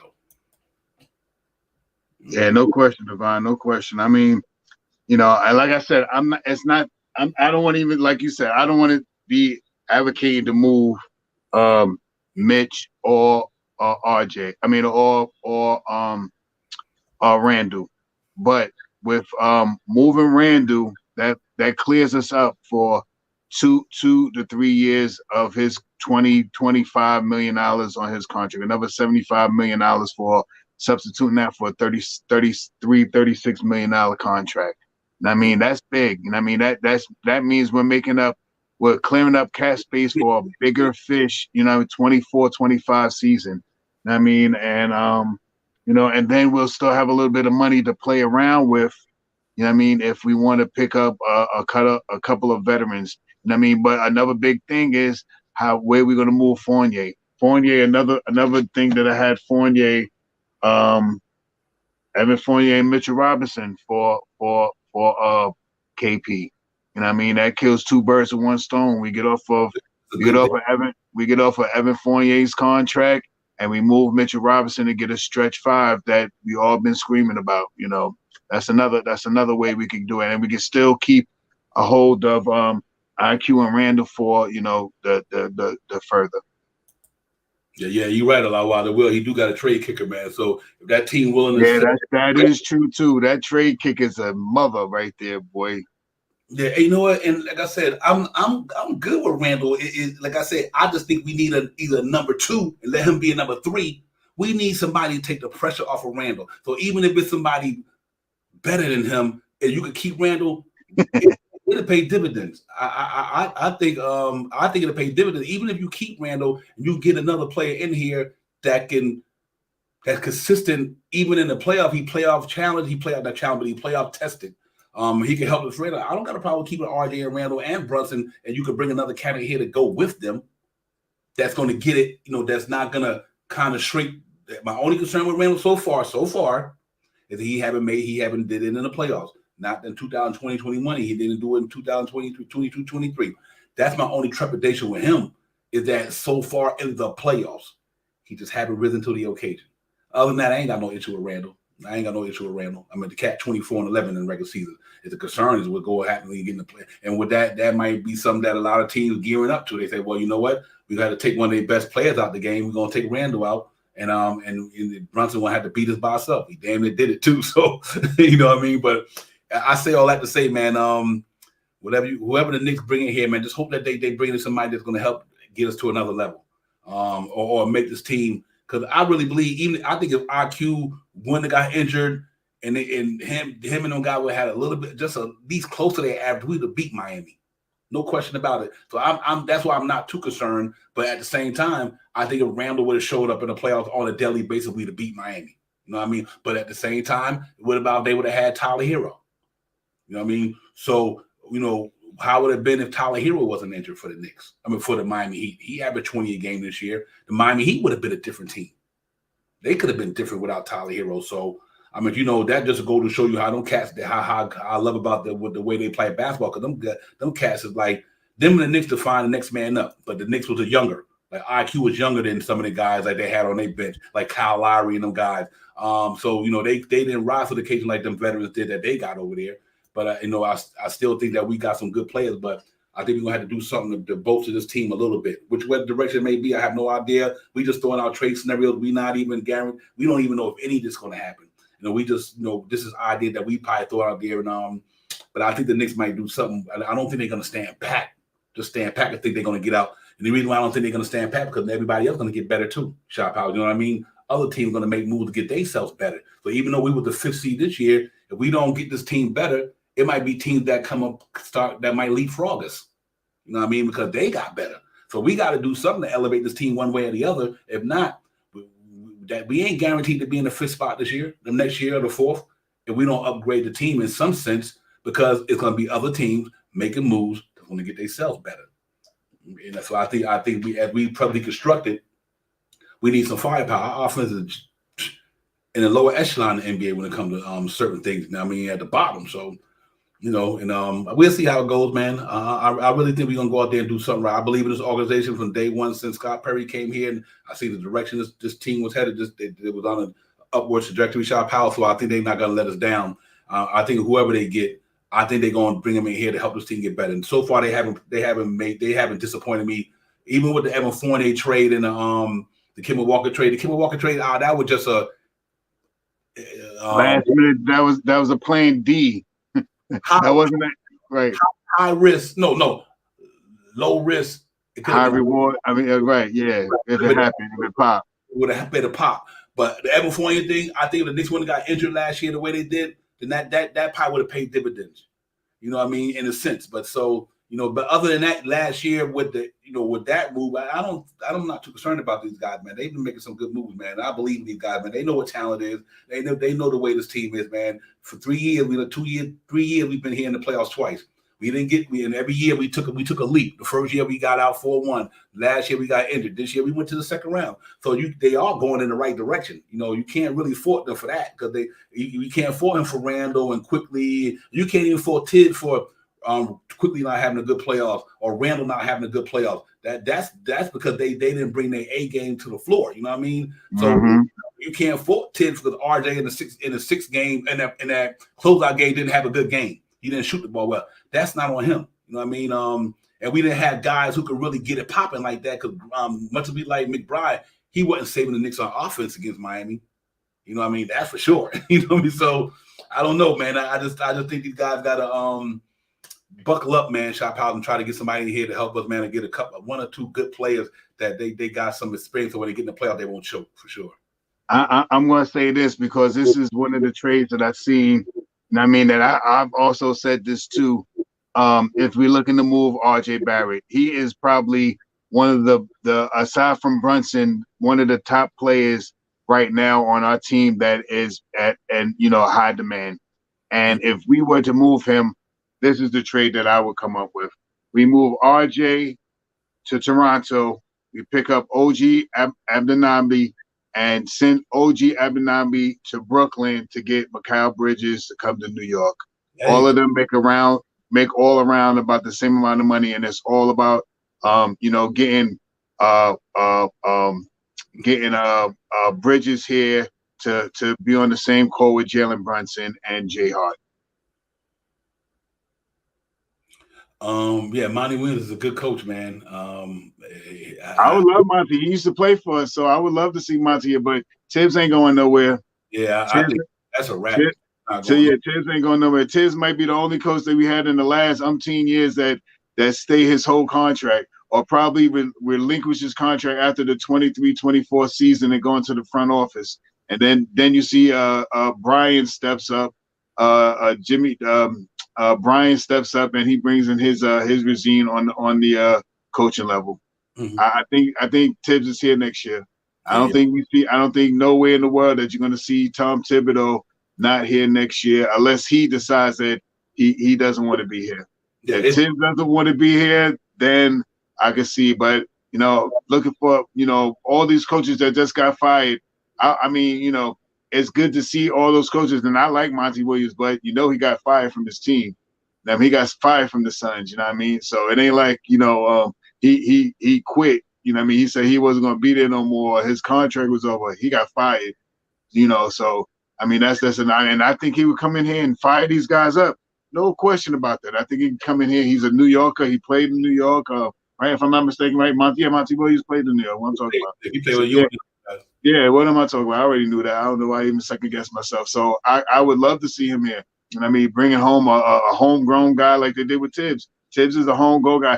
Let's not forget this, man. Tom Thibodeau was here right under the same Pat Riley regime with oh my gosh, I just forget the coach grabbing on this guy's leg. Van Gundy. Van Gundy, you know what I mean? You know what I mean? They all these guys come from the same tree, you know what I mean? Van Gundy, Tibbs, Strub, the Miami's coach, they all come from the same tree.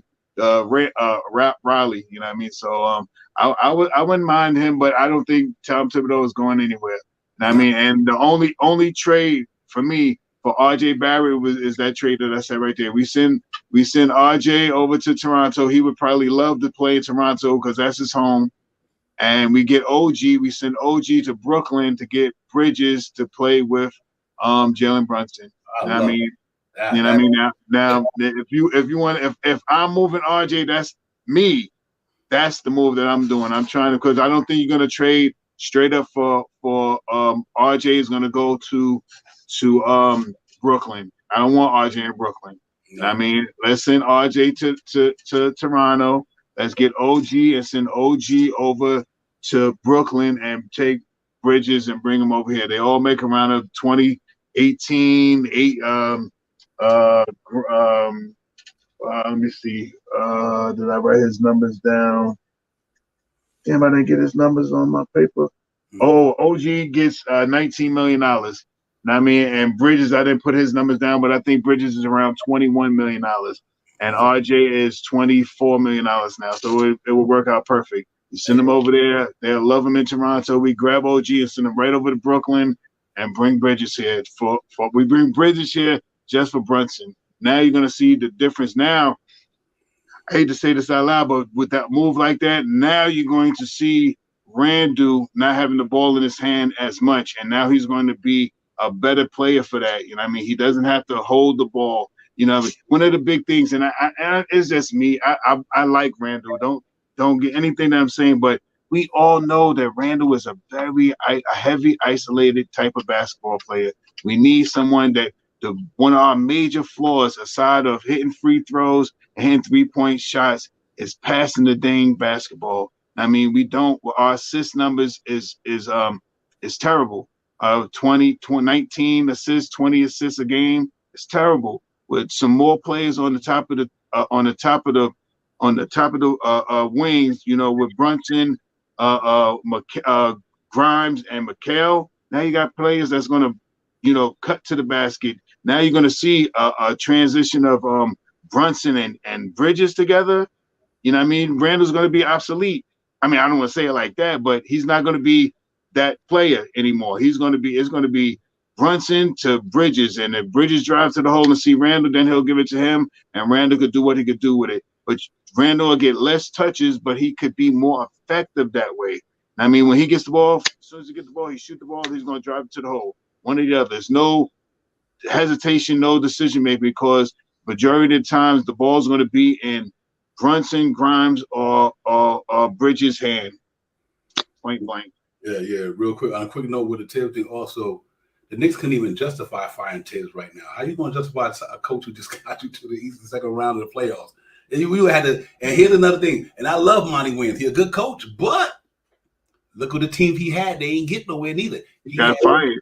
Not only that, before they got KD, you had Chris Paul, yeah, and Booker, all these cats. You know what I mean? So sometimes, you know, you could be a good coach, but also when you got, see, here's one thing that people don't get Tibbs credit for. Tibbs don't got a lot of talent. A lot of these coaches had talent.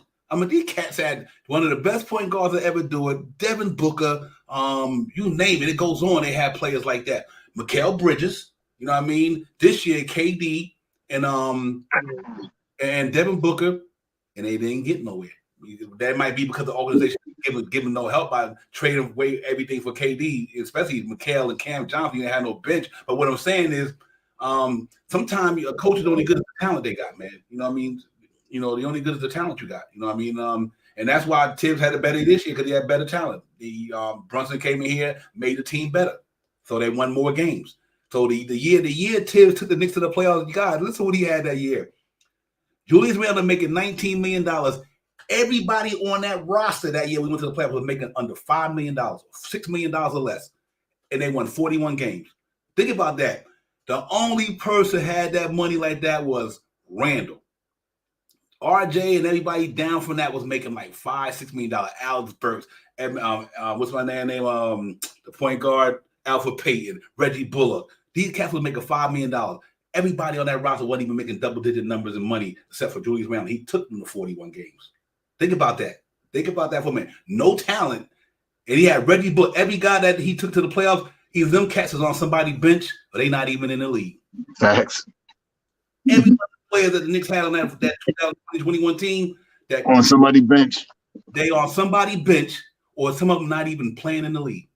And he took them cats to 41 wins. Sometimes you got to say, if we ain't got the talent, I don't know, man. So this year, I don't see Tibbs going nowhere because I'm gonna tell you why. There's too many connections there. If you fire Tibbs, what you gonna tell Jalen Brunson? Facts. What are you gonna say to Jalen Brunson, who grew up under Tibbs and all these guys? That's a whole. What are you gonna tell your main point guard? You got rid of a guy who you think was that dude, and he helped raise you to be a player. From the time your dad was coaching with him in Chicago, you went to school in Chicago. Derrick Rose, all them connections. And it'd be hard to justify getting Tom Thibodeau out of there. And then how these guys going to react to somebody? I know they're professional. They got to do what they got to do. But I don't think Tibbs going nowhere, ladies and gentlemen, because I think he done got to the playoffs 2 years out of 3 he's been here. And prior to Tibbs coming here, we ain't had nobody get us to the playoffs except Mike Woodson. So it's hard to justify that. I'm not, so I think he will be here another year. I think he'll run out his contract. And I think next year he get us to the third round. Like I said, I think if R.J. Barrett wouldn't have had a bad last game, or if Randall wouldn't have had a bad playoffs, we wouldn't be having this conversation. Really, we wouldn't. If Randall would have showed up this year in the playoffs, as quickly would have showed up this year in the playoffs, if these guys would have showed up this year in the playoffs to help this team, we wouldn't have had this discussion because the Knicks probably would have been in the East Conference Finals. But fortunately, our players didn't come up to the forefront this year, and that's what happened in the playoffs. Anyway, in the playoffs, so I think we good there, man. I think we good with Tibbs. We just got to get some players got to want it, man. You only good at the players you got. You know what I mean? So, and let's hope that we can turn this thing around and get some guys in here who can really get it popping. So we need to make some moves. And I think we can't go into the season with the same team, at least without upgrading something. I think it's gonna be. I don't think it's gonna get us nowhere, Shop Power. Because I do believe other teams are gonna get better. Some teams are gonna get worse. Some teams are gonna get better. So if you don't make no moves, you think you're gonna you good at where you at. So let's say the Cleveland Cavaliers go out there and get a dude. You know what I mean? Go get that dude. You know what I mean? Let's say somebody else go Detroit. Say Detroit, because they're gonna be a problem next year. Is it Detroit? Yeah. With that the guy, the second round pick they got this year, they're gonna be a problem next year, man. Listen, let's say the Atlanta Hawks go out there and get somebody to go with their squad. So that's what it's all about to me, because a lot of them teams that was below us, they was only a player away. Look at Miami. Miami was below us. Look where they at now. They're in the Eastern Conference Finals. You know what I mean? So a lot of teams like them, look at the up-and-coming Indiana Pacers. Look at the Orlando Magic. Not saying they're going to leap for the Knicks. Orlando Magic, that's what I meant. Did I say Magic? I didn't mean Detroit. The Magic, yes. A lot of teams are going to get better. So we got to get better. And I think we're going to have to find a way to navigate this thing and bring in a player or two that's going to bolster this team to give us this. Look, think about it. Our offense was terrible. It was one from the offense rebounding. Why did we have so many offense rebounds? Because we were missing shots. So you get the ball. Right.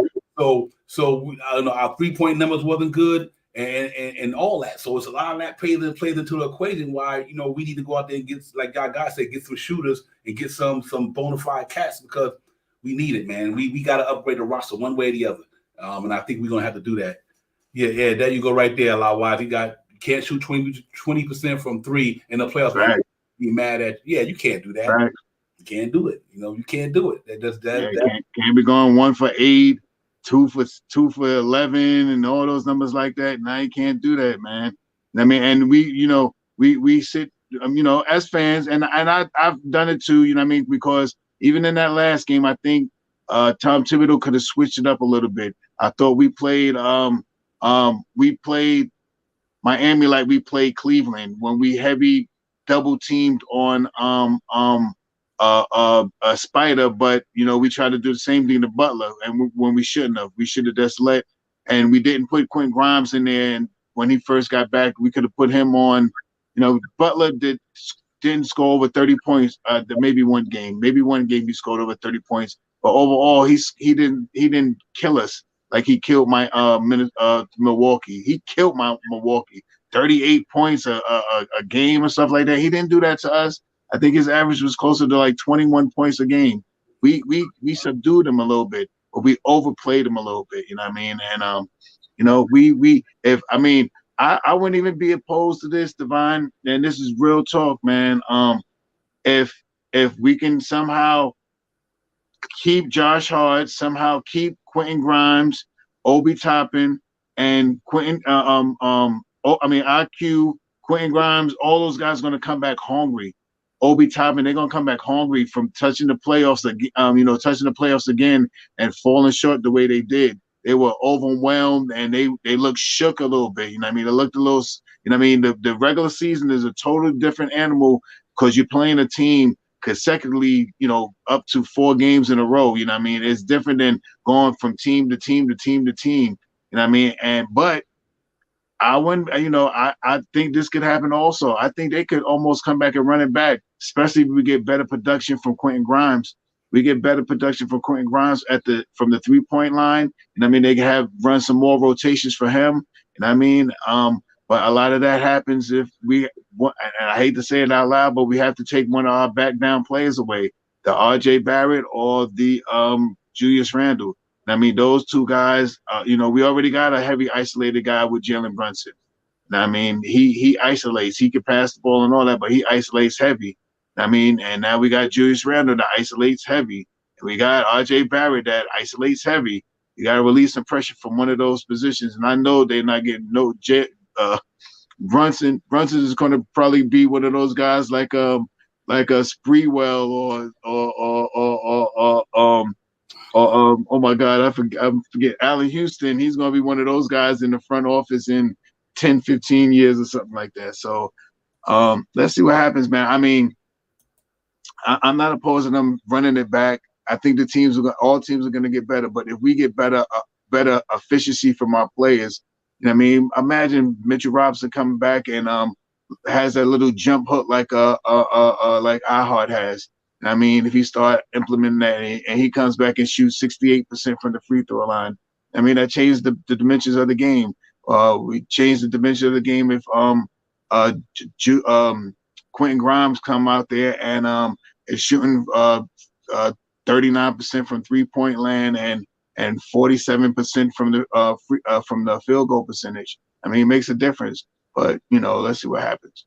Yeah. I definitely love banking on what I say, cats getting better.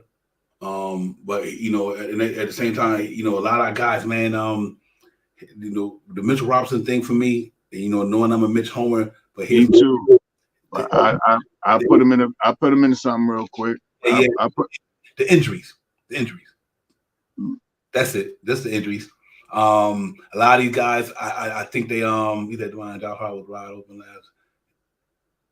Yeah, man, he got to work on that this year. That'll open up Josh Hart game. He got to get in there and hit that 3. He got to get in the offseason and knock that 3 ball down. Some way the Knicks, the way they presently constructed, they can't be that team that's going to get to the finals when your offense is damn near in the lower echelon of a lot of things. You ain't getting away like that, because now the Knicks was top 10. I mean, their offense was better. I mean, they were scoring some good balls here, but the percentages, I guess what I'm saying. And think about this here. Look at the games we left off the table from the free throw line. Probably, that could have helped as well. It definitely didn't. It didn't help them not shooting good from the chatty stripe. Some of our guys, but we'll see how it goes, man. I'm confident with that. Or what the way this thing go. I think the Knicks going to get it, but I do think we need to go out there and move and shake a little bit. It don't have to be major, but you got to critique something, man, because like I said, a lot of other teams going to get better. They're going to get better. You best believe it. Somebody going to go out there, and if we don't grab Porzingis, somebody get them. If we don't grab Jeremy Grant, somebody might grab him. If we don't grab somebody else might grab him. Listen, you got DeMar DeRozan them right there in Chicago. They one player probably away. You never know what can happen. You know what I mean? So a lot of these teams, they right there, man. We just have to band together as a group of guys and really put our hearts into it. Our effort got to where we needed to be. But some of these teams, man, they ain't nothing but a play away from doing some things, man. So we got to be careful about a lot of these teams that's on the come up, man, that they can make a move and we don't. So I just think the Knicks need to do something, man, to make this team a little bit more offense potent. And like I said, and even though we were in the lower echelon and assists, you know why? Another reason why we in the lower echelon assists, because we wasn't hitting shots. So that's the truth too. Like with the points you make, Divine. Our point, and when we made it to the playoffs, out of the 16 teams that were in the playoffs, our points, we were 14th in points. We were 16th in assists. We were 14th in field goal percentage. We were 16th in 3-point percentage. We were 13th in free throw percentage. The only thing that we had to shine a light in was rebounding. We were top 5 in rebounding out of 16 teams. So that means in two of these categories, we were the bottom in assists and 3-point shooting, and 14th, and 13th in 3 other positions. And I mean that is what we have to fix. We have to fix our 3-point shooting and passing the ball. And to me, just me, we got to relinquish one of those guys that back down to the basket. I mean, we don't need that many rebounds if we're hitting shots. We don't need that many offensive rebounds if we're hitting shots. Yeah, we do. That's dead on that. We definitely got to get it more efficient there, man. That's why I said, there's a lot of things that I see out there that's possible. And the main thing, no matter what we do, as long as it don't mess up the infrastructure, facts. Long to keep us with the main thing. The main priority is to a good organization that had cap flexibility. I ain't trying to get capped out with these big contracts and nothing. Them cats get broken down. We stuck with that. We had Antonio McDyke for that. We had Stoudemire for that. Melo to a degree for that. And when he got injured, obviously when he signed that deal, the Knicks been our Achilles heel for so many years, giving these big players contracts. Nothing, they injured, they can't play. You know what I mean? And it's like we gave away some money. So I'm not really, and that much I love Zion Williamson, but I wouldn't do him. Zion in New York. No. Just due to the fact that man's career is going to have to prove in a lot of phases for him to stay on the court, because his game with predicates on jumping. With all that way, his game predicates I gotta be over the rim. If he ain't over the rim, he ain't getting down. You know what I mean? Because that's what his athleticism was gets him there. So man, his injury is gonna be sustained, because that's the only game he really got. Is that he got to be off the floor at a certain level with that and his power to get buckets. You know what I mean? So, and the way he's been playing, man, I just can't see a lot of guys. That's why I'm hesitant to do this thing, man, with a lot of guys, man, unless they got a 1-year deal. It's a low reward, high risk. If he pan out, then we're gonna be in the building. And so I don't know, man. It's a lot of things that Knicks got to think about. But I like this regime, man. They're pretty smart with what they do. But it's not only about talent, though. Sometimes we talk about talent, but we got to look at the other side of the talent too. You got to look at all the variables with it. Is it going to pay dividends in 2 or 3 years? Is it 2 or 3 years from now we're going to be like this didn't pan out, or this? Everybody get injured, but how severe will the injury be? This and that, and because one thing I do like about the Knicks, and I got to give them credit for this, we could lose a player and we still be able to maintain, because unless it would have been Jalen Brunson, obviously it would have been different, but. Because we not superstar driven heavy, so we rely on a whole team to win games. You know what I mean? Instead of one player, 2 players. But I think now where we at, if we can get a player that's just can give us some consistency on every night, even in the playoffs, I think that they've got a good chance to do a lot of things, man. So we'll see. But right now, we just got to rebound off this year, man. But I do know one thing: we can't go into the season if we don't upgrade this roster. Expect to get to because other people are going to do it too. That's all I'm saying. Other people going to do the same thing. They're going to try to get better, and we need to try to get better. We too close for comfort, Shop Howard. We too close. There's no doubt. Going down the stretch, it was too close. I also have another one if you really think that you want to get Embiid, all right, I got something for you. We can trade Mitchell Robinson and R.J. Barrett and 4 first-round picks, and we probably need a little bit more, but the money almost matches up. Mitchell Robinson makes 15, Barrett makes 25. That's like $40 million.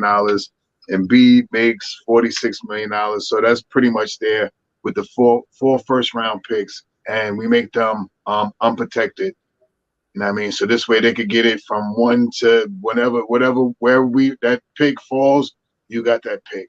You know what I mean? If you really want to get Embiid, it's going to have to be a major. And I'm really being nice by saying Mitch and RJ, but the money matches up about 40. That's like $40 million. You know what I mean? If you want to, get closer, you might have to throw in someone like a Grimes. You know what I mean? So now you're looking at Mitchell Robinson, RJ Barrett, and Grimes. You know what I mean? And 4 first-round picks for Embiid. You know what I mean? And we still keep Randall, but do we really want to keep Randall with Embiid on the floor? I don't like that. I tell you You what. know what I mean? You see what I'm saying? When you start saying that, and then we got and Embiid is here for a 5-4. He just signed like a super max. This is like his first year, and he's only on this year coming up is 40. I think this year he got 46 million. I think next year it's like 54 million or something like that. Yeah. You know what I mean? So now we almost doubling what we paying Randall right now. I don't know. Yeah, I'm gonna tell you, you gotta take Grimes out of any of these deals, man. $2 million deal this cat did when he I'm did. not giving up Grimes, but this is what you gotta make us think about when we talk about this KP thing. And I'm not saying anything about KP. I'm not saying I'm 100%, but like I said, I'm about 77%. KP does everything that we need. He's an aspiring contract. We only need him for 1 year.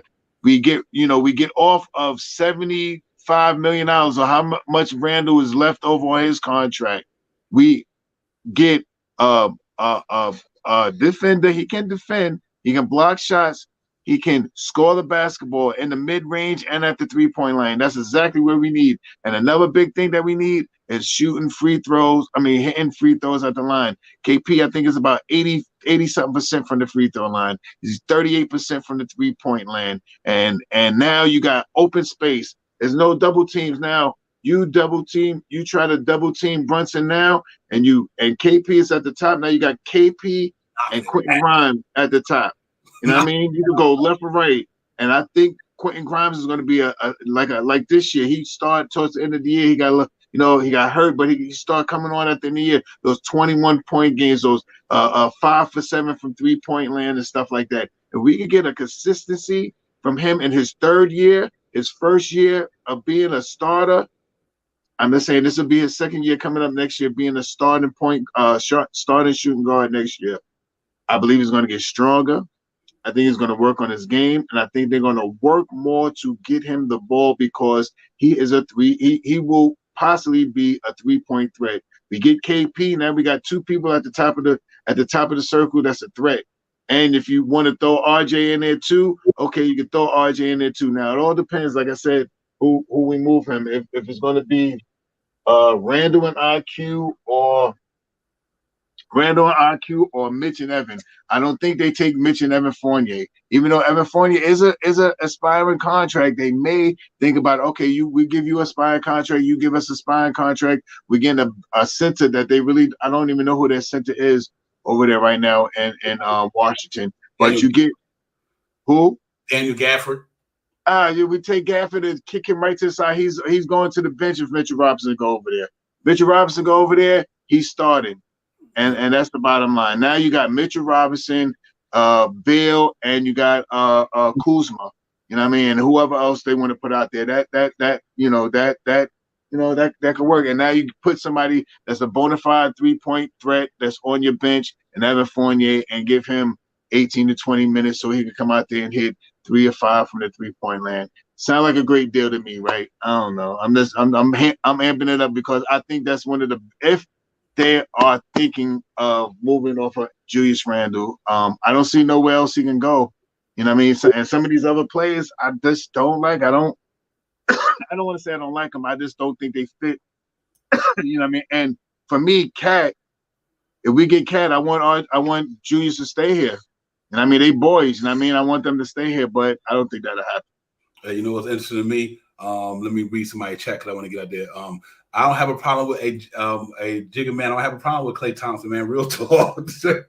that brother right there, we need that right there. So he's a winner, man. I like winners. You know me, I like winners. Here's the deal. Now I want to get back to this thing real quick.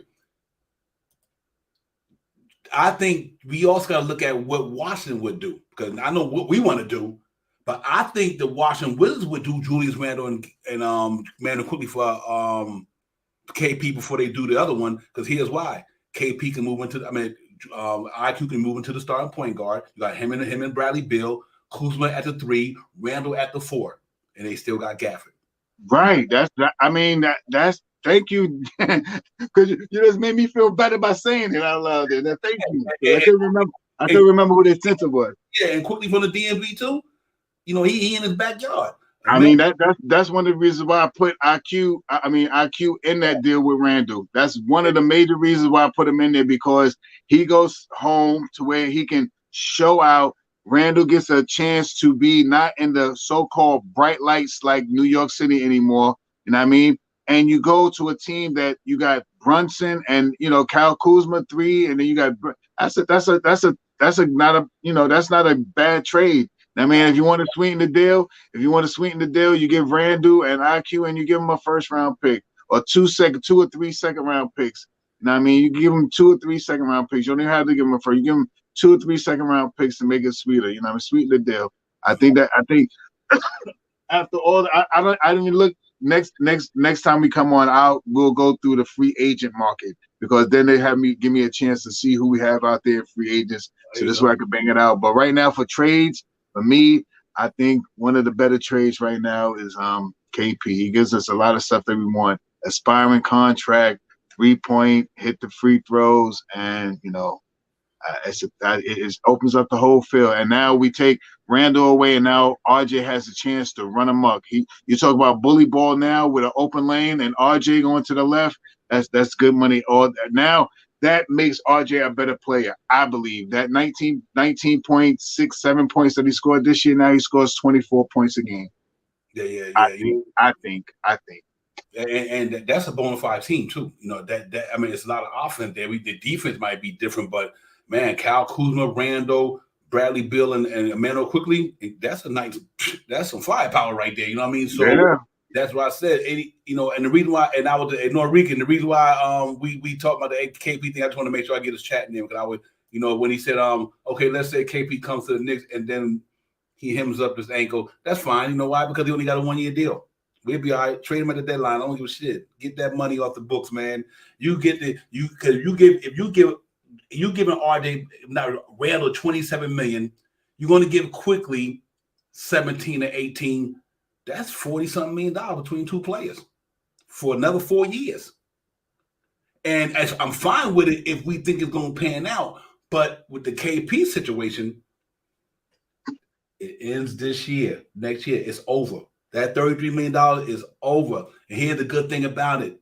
The trading deadline come, a lot of teams will want that $33 million off the books to get off a player who they probably got a nice other contract that's bigger than his, to get him off the books because they're trying to go another direction with him. So it's a win-win with KP. KP plays a lot. I know we talked about it earlier in the other segment, but he played 65 games. His numbers is good, man. His numbers is good, bro. And it's not the KP that was the little frail little cat that came in the league 5-7 years ago.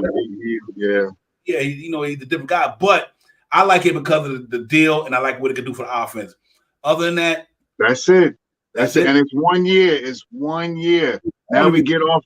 We don't have to worry about paying IQ now. And I mean, we don't have to worry about, because IQ, we might not have IQ. My IQ might leave. We might not he might want starting, might want starter money, $22-25 million. What are we getting at here in New York? And we still trying to keep Jay Hard too? Where are we getting that money at? We still got to figure out how to pay Jay Hard. How are we going to give IQ $25 million or something like that? He could go, I believe, IQ, there's about 4 or 5 teams that would probably take IQ right now. Washington, for example. And after this year, they could probably offer him a contract of $22 million or something like that. I mean, something similar to that, because we can't anything after the teen numbers. I always say teen number. If we can't get him at IQ at 19, 18, 19, we ain't gonna have IQ. So what we gonna do with IQ? We're gonna let him walk for nothing? Get out of here. We can't do that to him. And this front office is not like that. We know that we like him. We know that we want him. If they're not going to sign him, they're going to put him somewhere where he want. Where's another better team that he would want to go to than Washington? His home team, his background, where he's from. I mean, I'm just saying. Yeah, maybe I'm trying to coerce everybody into thing. I'm not saying. I'm just saying this because KP is 1 year. Hey, you add $12 million to KP, $33 million, you're going to bona fide do. Let me tell you, I got Giannis to be up for extension in 24. 24, 25. That's what we got to look for. 24, 25. This is going to be up. We got to open up big money. You got to open up some money, man, if you're going to do what I think you're trying to do. So, in order for you to get where you want to go, you got to pay to play. You got to pay to play, period. You know what I mean? So, if you add 33 million to another 20 million, that go Giannis money. You got to remember something too, and we put this up earlier. Let me go back to this board, because this thing, man, look at our numbers, man. This right here tell you all. Look at these numbers. Next year we had 164 million, 164. Think about it. Brunson 26, Randall 25. We know them two gonna be leaving. Number one, he gonna leave, but look at RJ extension kicks in. So the next year, the good thing about it, if you get somebody to spend it, but the next year we have 118. That year Giannis comes here, now the Knicks might say, you know what, we're gonna stand pat and wait for that 100 until we get to the 118 million. But obviously we know Fournier not gonna be here, so that's gonna drop this year. Obviously Derrick Rose is expiring, that drops this year. So you can definitely get that back down to 120 million. You can even go further than that if you wanted to, but remember, RJ extension starts this year. It ain't 11 million no more, it's 24 million. So, and then you between him, Randall, Brunson, you already got almost 100 million with three players, at least 80 million with three players. Then you're going to give Jay Hart an extension. That could be 4 players, $100 million. So the other guys, granted, they won't be there, but still you're going to have to put somebody around these guys too. You know what I mean? So I love this. The best contract that Knicks can do is I wouldn't trade this contract right here. Quentin Grimes, $2 million for nothing. Not the defense. Defense alone is worth $2 million.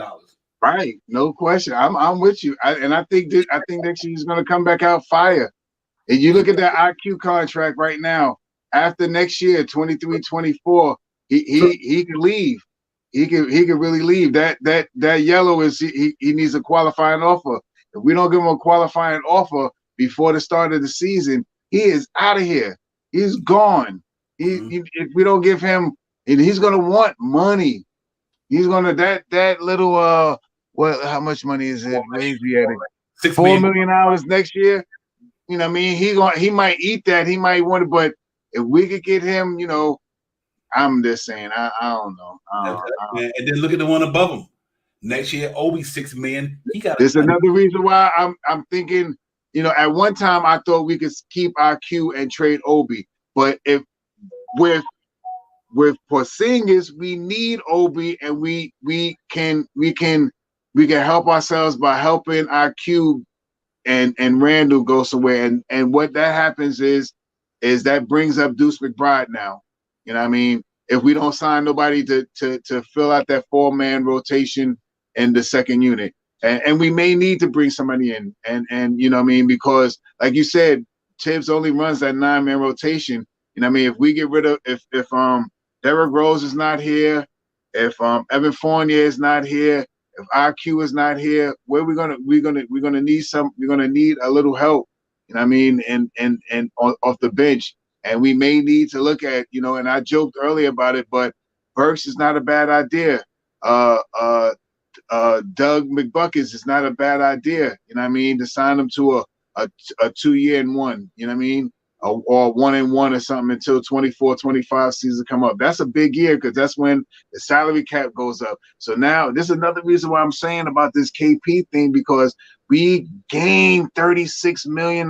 So if we looking to go, for Giannis, if Giannis is even going to be out there, we got $36 million plus the increase in our salary cap. So now we looking totally different for 24-25 season. I mean, 24-25 season, 23. Yeah, salute to the chat, man. Y'all got it popping up in the air as always. Yes, listen, y'all do. I'm accustomed. I don't have no problem, redoing this thing over. But what's interesting to me is, check this out. Say if you move Evan Fournier's 19 million, and you move Derrick Rose 15 million. That's 34 million, right? Think about it. So say if you give Josh Hart what 15 million, right? So and then you give Josh Hart Derrick Rose contract. Evan Fournier contract is really only 10 million because you had to give RJ 10 more million. You know what I mean? So in other words, if you move Evan Fournier and Derrick Rose contract, that's 34 million, whatever. That only two players already ate that up. RJ kicks in an extension, and you're giving Josh Hart 15 million to 16 million. That's so you only gonna really have some amount of many $1 million out of that. About $7 to $8 million or something like that. Yeah. So to me, then you're gonna have to Knicks gonna have to do something, man. They're really gonna have to do something. Now I think Derrick Rose, Evan Fournier, Alpha, you know that's gone, but just remember these guys, RJ numbers kicks in this year. He was 11. See, we were complaining about RJ being in the play. RJ was the second round. He got it to help get it to the second round on an $11 million contract. Now that pressure changes now, Shot Power, because now next year he got to make 23. After that, 26. After that, 28. After that, 30. So, it's interesting the way the Knicks going to do this thing, man. I don't think nobody's off the table in New York other than Brunson.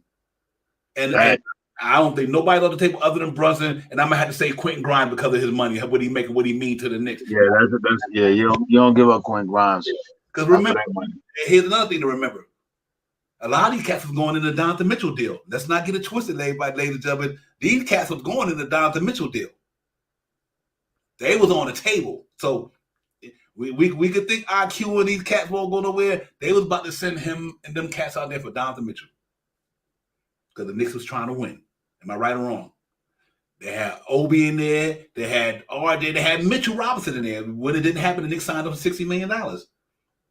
So none of this stuff is off the table when it comes to these guys, man. I think the Knicks got Jalen Brunson. They like, we get Donovan Mitchell with RJ and Randall.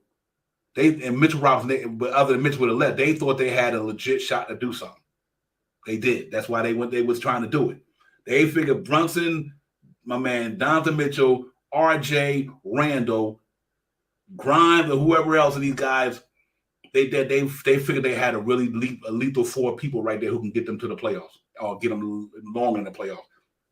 So I don't think anything's on the table with these guys, man. I really think that we just got to hope everybody work out well and they our front office, trust and believe, Brock Allen, all these guys are gonna be willing and dealing. But I don't think this team can stay where it's at, though. I just don't think it can because other teams going to get better. A lot of teams, just like us, there's a lot of other teams one player away. There's a lot of other teams that's one player away, man. Yeah, I think you're right on that, Parrish. That's what's the scary part about it. They Knicks still got them another year, so that's true. But do we think these guys are going to come up big in the playoffs again? Here, get back to it. I like all these numbers, man. Are Obi and all these guys going to really help the Knicks get over where they got this year? And I think they could have got.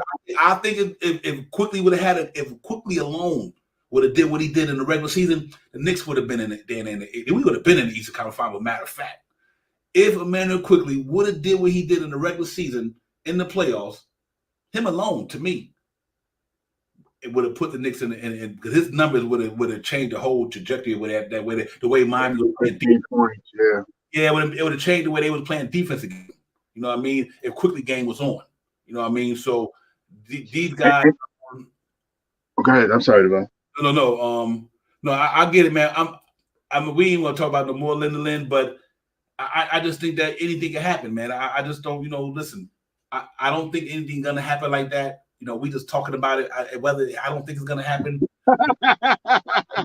Cats can do it, man. She said the cats are being out. You about to take some shots. Oh. But we gotta look at it like this too. We gotta look at it like this too, because we can keep IQ and Obi this year. Mm-hmm. You know what I mean? This year. But that 24-25 season, these guys can opt out, if I'm not mistaken. Both of them can almost go sign because they're on if we don't sign them for what they want. So all right, we keep Obi and we keep IQ and they play great. And next year, both of them won $22 million. Where are we getting it from? I mean, you can go with a cap and all that, right? But here's another thing, Shop Power. Who to say that them cats don't want to go themselves? Obi might get tired of the situation he in. He's like, I got a family to feed. You know what I mean? He might get tired of playing behind Randall. Obi might say, listen, man, y'all trade me.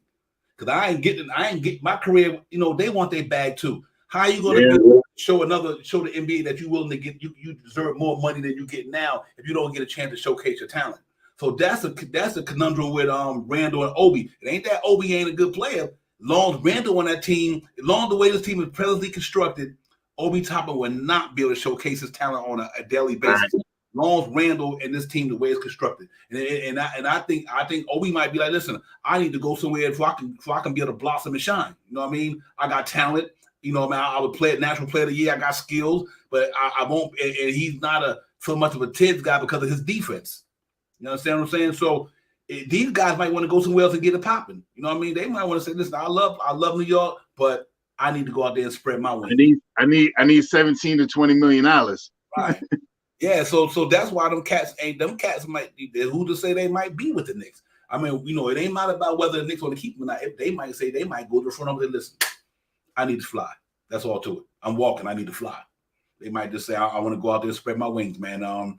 So, you know, the Knicks got a lot of scenarios to deal with, man. Like they're quickly and Obi money, because when you pay that, you want 2 years from now, let's say it Grimes pop, then you're going to have to pay Quentin Grimes. He's a Tibbs type of player. You know what I'm saying? So he's a Tibbs type of player. So he's going to be like, well, know what? Y'all going to have to give me 12, 13 million or whatever, especially if we pop. You know what I mean? So these guys, you know, like I said, but here's the thing I'm not worried about. Just like quickly with the 25th pick and just like Grimes with the 25th pick, you can get another 25th pick. If you got an eye for talent, which we do have a good, and my man Walt Perrin, and Scott Perry got an eye for talent. You know, they drafted Mitch. You know, they drafted a lot of the art. They got an eye for talent now, so we not worried about it in that capacity when it comes to our front office. Because them cats can eye some talent, but the same thing goes back to the money. You can get an IQ with it just like you got him. You can get a Quentin Grimes down at the 25th pick. So you might just say I'm going to get another IQ in them instead of giving them 15, 17 million. And normally the Knicks like to extend they guy because this the first time in a long time I see the Knicks extend their players. Like Mitchell Robinson got extended. They drafted him. They drafted Arda. He got extended. They drafted Quentin Grimes and Gerald Cassell. They extended him. So they did find a way to draft the players that they drafted. They extended them. But that might not be the case for a lot of them now because of the salary cap implication of what they're trying to do. But let's see. I don't know. We could be wrong. I think no matter what happens, I think this Knicks gonna do something. They be all right though. I just think that we got to do something, man, because the rest of the NBA gonna get better this year. Best believe it. Like I said, you could add a player down in Atlanta with Trae Young and them guys, and them next thing you know they better. You could add another player with the Chicago Bulls, and next thing you know they leapfrogging. You know what I mean? You can add another player to a lot of teams, and then they leapfrogging. So we got to make sure we leapfrogging with them. We can't stay status quo just because we can't rest on the Lord because we got to the 5th seed. Everything's gonna be there from here now on. That's not the way it works. That ain't the way it works. We can do that next year. Then Brunson go down, or Randall go down, or RJ. Something might happen. So I think we got to load this team up with some more talent. And after that, we'll see how it goes, man. But I'm excited about the future of the Knicks, man. No matter which way it go, KP, no matter superstar, no superstar. I like the direction of the franchise, and I like the brain trust that's running it. I think they believe they was brought here for a reason, and to me, they done showed and proved. So far, they chop out, they showed and proved. They brought us out of purgatory, and now I'm gonna tell you when you know the Knicks is doing good, and I think you got to give these cats credit. You don't hear James Dolan name. There you go. It's plain and simple. You don't hear James Dolan name, so you know the Knicks are doing good. So these cats really do things, man. So I'm excited about these guys, man. I know this year gonna be fire. I can't wait to see what they do, man. They're gonna do something though. I don't think they're gonna rest like this, man.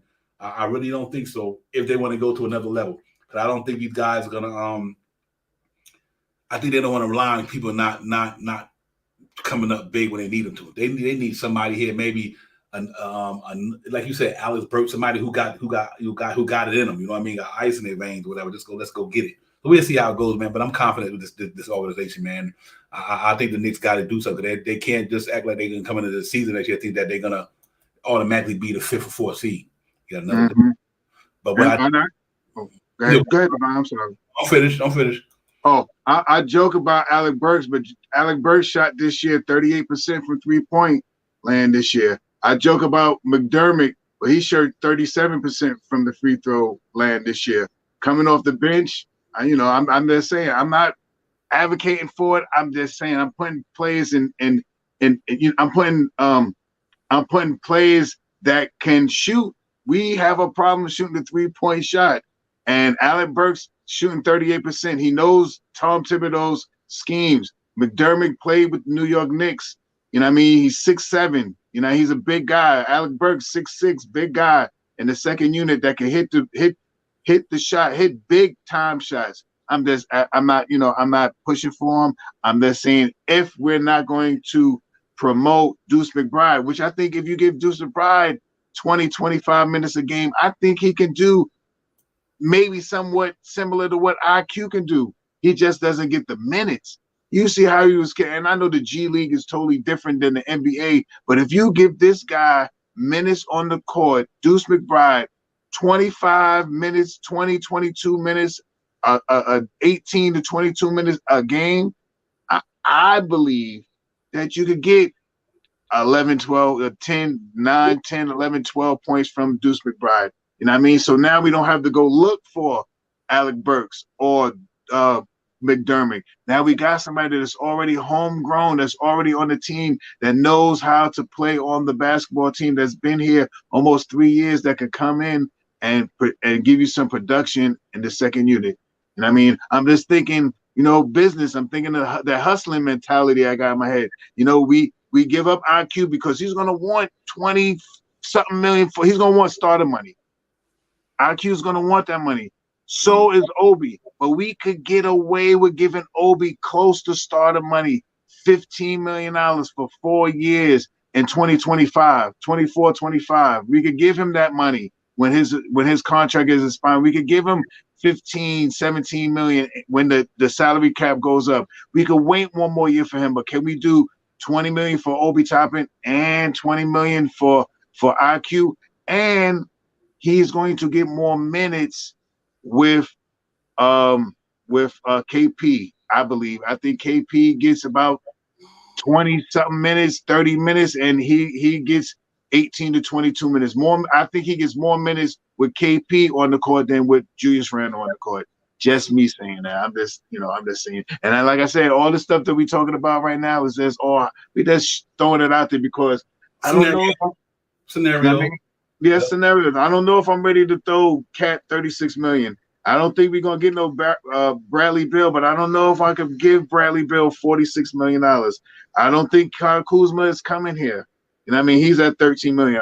The only trade that I see for OG Anunoby is if we trade RJ Barrett to Toronto, we take OG and send him to Brooklyn, and we get my Mikal Bridges over here in New York. That's the only trade that I'm down for to move RJ Barrett. Aside from that, I think RJ Barrett is going to be a staple here. But if we could get OG to send him over to Brooklyn and we get Mikal Bridges over here, I'll take that. And B, $46 million. I don't see that. Grant, $21 million on the expiring contract. I don't know if we can get him. And that's a lateral move. How are we going to get Randall over to Portland? And Siakam, I didn't do no real homework on Siakam, but KP, $36 million, and he's on an expiring contract, and he'll make us better, even with 65 games.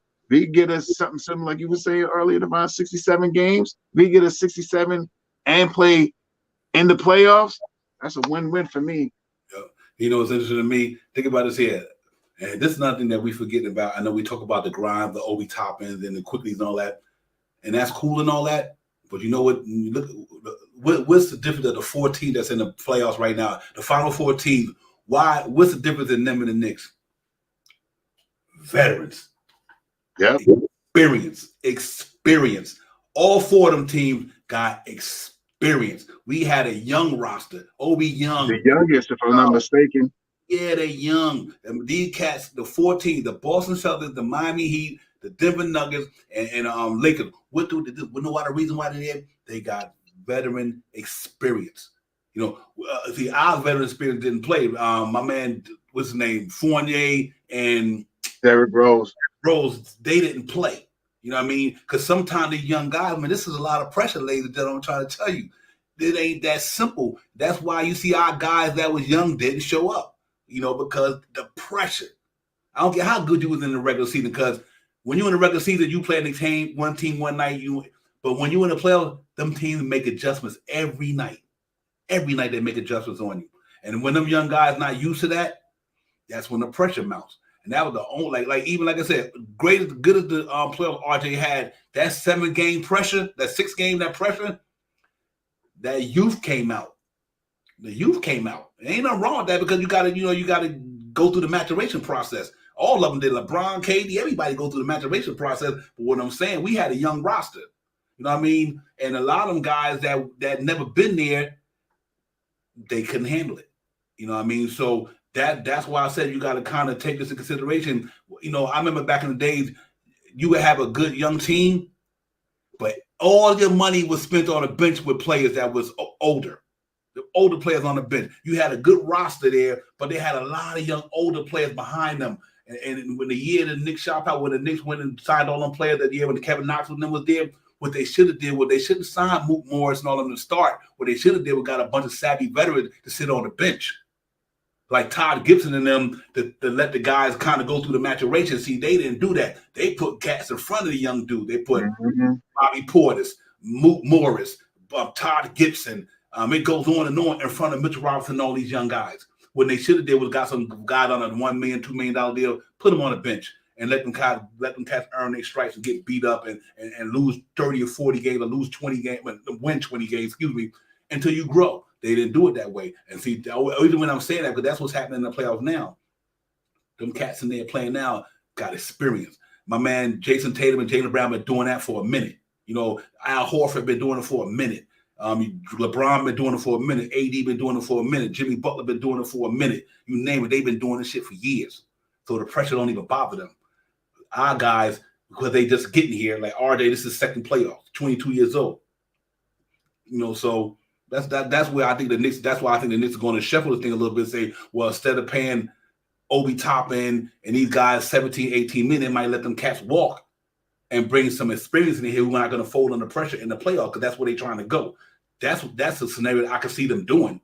They say, you know, and keep the core. I'm like, you're going to keep the core, but I still think when you get in the playoffs, man, this ain't the regular season. It's just not the regular season. It's different. It's different. The pressure is different because it's win and go home now. You get beaten in the regular season, you can play another night. You know what I mean? You can play another couple of weeks. Not when you're in the playoffs. So I think with a growing process for them, I think they learned a lot. But let's see if they come back next year with a different mentality. We got to see if the Knicks organization is going to bank on that. That's what I'm wondering. Is the Knicks organization going to bank on Obi Toppin, Emmanuel Quickly, Quentin Grimes, all the cats coming back with more in them? See, that's, I think, Obi Toppin's problem to me. He don't got no dog in him.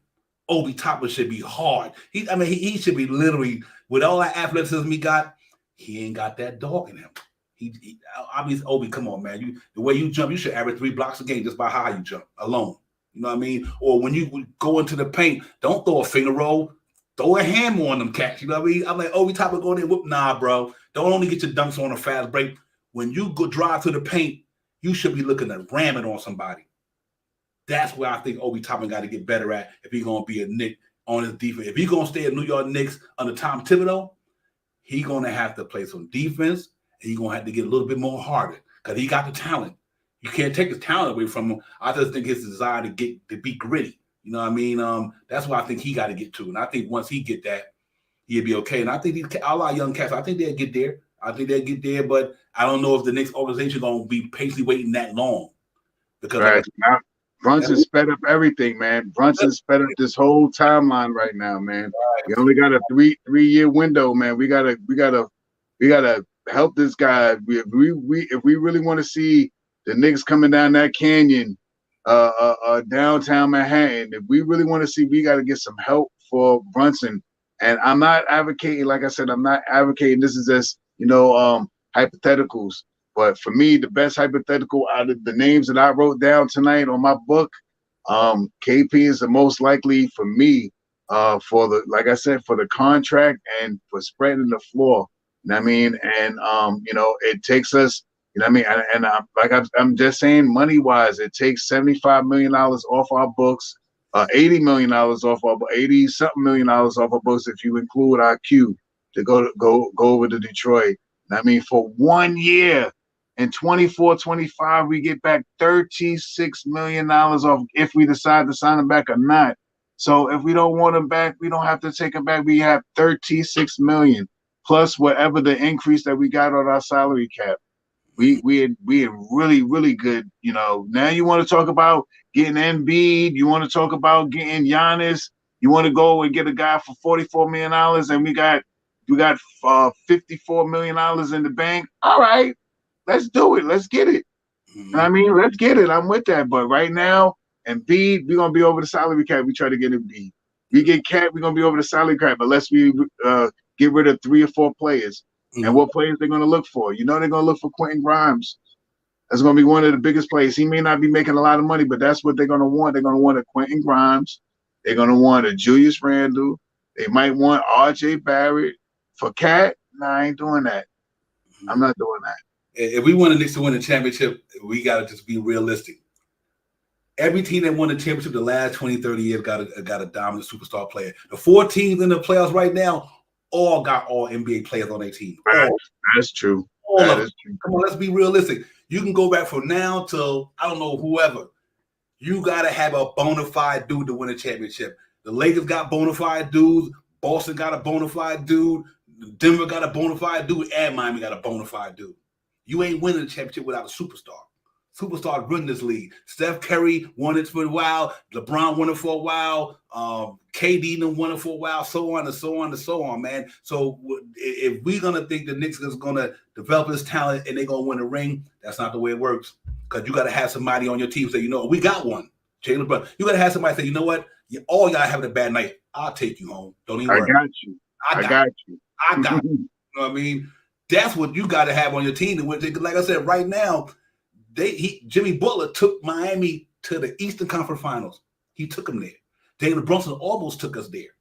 So you got to have bona fide dudes, man. Like, to me, if anybody deserved to be an all-NBA dude, it's Jalen Brunson this year. I know Randall got it, but I still think Jalen Brunson should have been there. But, you got to have guys like that to win a championship, man. Let's not get it twisted. I know we love our young guys. I'm cool with them because they got to grow as well as anybody else. But to win a ring, you got to have somebody who will say, you know what? I can have a bad night and still beat you. I can have a bad night and still beat you. And we got to get to that level where our guys can do that, because it's hard to play in the NBA when you got dominant teams like that, man. Not all of them pan out. The prime example, the LA Clippers, because that's an injury situation there. You believe me, Paul George and Kawhi Leonard would have stayed healthy, they would have won them some rings. Facts. They would have won some rings. So I just think that we just got to, build this thing the right way. But at the same time, if it's an opportunity to get a player in New York that's on that level and it's not going to affect the infrastructure long-term or the flexibility long-term, you go get him, man. Go get him right now while Jalen Brunson doing what he's doing. You got to go get him while Jalen Brunson is in his prime. He balling. I don't care if you trade Randall or I don't give a who you trade. But if you get a bona fide dude in here that can say, you know what? If you ain't got it, I got it. We both got it. It's a wrap. Like Giannis and Chris Middleton, you see what they did. And look at these cats who win these championships, man. Look at the cats who win it. They got 2 bona fide cats that's winning these things, man. They all doing it. You know what I mean? So that's just the way the league is, a star-driven league. You know what I mean? That's the way it is, man. So let's hope the Knicks can just, I love our young guys, man. But at the position is where we at right now, if somebody come available that will not mess this infrastructure up and make this team a better team, you gotta get them. Gotta get them. But Knicks been in purgatory for years. Come on, it's real. Let's be real. We ain't won one in 50 years. Don't y'all think we deserve to have a championship around this piece sooner or later? We can't keep saying rebuild every year for the last 10, 15 years. Nah, dude. When that cat come up in here that's available, you go get them. You don't hesitate, because we in that situation now where we can do it. And I think that's why they went after the Donovan Mitchell situation. They feel like we get this cat with Jalen Brunson, regardless of what you may think about him in the playoffs, because we beat him, but the man is talented, though. So, but can you imagine if he was on the Knicks, he wouldn't have had an RJ game. He wouldn't have had a Randall game. You know what I mean? His bad game might be like that to a degree. Like you said, Luka, whatever, man. I don't care who you get, man. If because the way it's built, you go get him, dog. We got to. I think now that Jalen Brunson has helped change the trajectory of who might want to come here. These cats see what Jalen Brunson did in the playoffs. They see what he did last year. Now the Knicks gonna be saying, I got a dude I can rock with over there. And I think Jalen Brunson changed the game. So whether it's I like Embiid, Mike, but I just can't take this. I can't take that injury. I'm scared of that, man. I'm not even super duper worried about his injuries, because if we could get from him 67, 69 games played plus the playoffs, I'm not even worried about that, because Embiid is a superstar. There's no doubt if you put him with Jalen Brunson that we're going to be better than we were this year. No question. The question is not for us, for the front office and Dolan. How much money do you want to get into this luxury tax? You know what I mean? We're already in luxury tax, kind of, sort of, right now, if I'm not mistaken. We're at the lower echelons of the luxury tax. We're over what but not by much. $11 million. Yeah, about $11 Yeah, million. you know what I mean? So do you want to go, you get Embiid, you're talking about, all right, it depends on who we let go, but we would probably have to make the money up. But if we let the players go for Embiid, now you're talking about letting Julius Randle and probably RJ Barrett go. You know what I mean? With a Quentin Grimes. I don't think so. I think you can go Mitchell Robinson, And Randle. No, Mitchell Robinson, Fournier, and Derrick Rose. That's about. They don't want that. They don't want that, Divine. Check it out though. They might. No, here's why they might want it. They might go into a rebuild shop, Howard. Oh, so for aspiring contractors, yeah, they ain't win. If you get rid of B, you about to be going into a rebuild. That's true. And Harden is going to probably, because if you get Embiid, Harden is going to. All right. Okay. Yeah, that's why I think they would do it, because you get them 5 picks and them three players, and that money come off the books. Well, not Mitchell Robinson, but they can trade Mitchell Robinson contract. That's easy. You know what I mean? Because he be going into the second year of a $60 million deal. That ain't nothing. But I think they would do it if they're gonna blow it up. Yeah. I think they do it up, because see, now you remember that 15, that 40, 18 million next year, whatever, and Mitchell Robinson 15. So Mitchell Robinson got 15 million for 4 years, or something like that. So Harden's contract will really be only like 31 million, because you got to you trade a Mitchell Robinson 15 with that 46. You got to subtract that 15 from that 46. You know what I mean? So Embiid really would only be 31 million for 4 years, because you got to take the consideration we had Mitchell Robinson. Yeah. So it can be done. It can be done. And then, but is it the guy we want? But I tell you what, though, he's a dominant dude. I think, but I'm just scared of the injuries, man. That's all. So, be able to sucker for injuries, man. I hate to see. I know maybe we got bit by the ball so long over the years, Shop Power, that Tony will make dice. You know how I go, Stoudemire. Man. That's what gives me to see that. For years, we've been getting bit by the injury bug. And I'm like, man, and so that's why I'm hesitant, man. But no matter who it is, just get a winner in here. I know talent is talent, but I also want a winner. I don't care how talented do you win. You know what I mean? That's why I like the guy that's up there in the 14 that's up there now. LeBron a winner, Jokic winning. You can say what you want about Boston and Jason Tatum, but look at them cats been here 5-6 years. Look what they've been there almost 4 out of 5 years, whatever. Okay. They winners, man. And sometimes you can have a talent dude, but he a winner. So look at James Harden. James Harden probably one of the best 2 guards ever to play the game. He ain't win nothing. And he had uber talent around him. You know what I mean? And that goes the same for a lot of guys. Yeah, you can get me numbers, but can you win games? Can you lead me to where I need to go? And that's what I like about Jalen Brunson. He a leader. He can put up numbers, and he a leader. Like I said, anybody could do what he did. It's proven by the way he played this year and last year. You left a team that went to the West Conference Finals. You left them, now they didn't make the play-in. Or they tanked, they were out the play-in. But you come to a team, they wasn't in the playoffs, and they went to the second round of the Eastern Conference. So he's a winner, and I like players like that. So we'll see. The Knicks got a lot of stuff to deal with, man, but I know there's going to be some changes going on, because I don't think that they're going to stay pat when they're trying to get to where they got to go. But let's see how it goes, man. We don't just, I want to say assuming, but we just putting ideas and thoughts out there. It might happen, it might not happen, but we just use a scenario that can happen. I have no idea. I ain't locked into none of these people. I don't know what the hell they're going to do. I'm just speaking what way can go this way or go that way possibilities. That's pretty much what I'm speaking about. I'm not saying that's gonna happen. I'm not saying they're gonna trade anybody. I don't know what they're gonna do. But from just looking at it from a fan perspective of what can happen, what they can do, they got a lot of decisions to make, man. They can run this thing back and wait till the next year. They might say, no, we're gonna run it back, and the next year we have a lot of money off the books, and that year they have 118. They'd be down so low in the salary they can go and get 2 superstars that year, because they're gonna be in a pretty good place. In 2023-24 for what that 24 2023 2024 25. I'm sorry, they're gonna be in a good spot there. So I think the Knicks, either way go, they good. But it depends how hungry they are, Shop Powell. We'll see. But man, the Heat won tonight, G Money. Oh yeah. Man, yep. Sheesh. They did what they had to do. They stole that game. These guys here, man. Wow.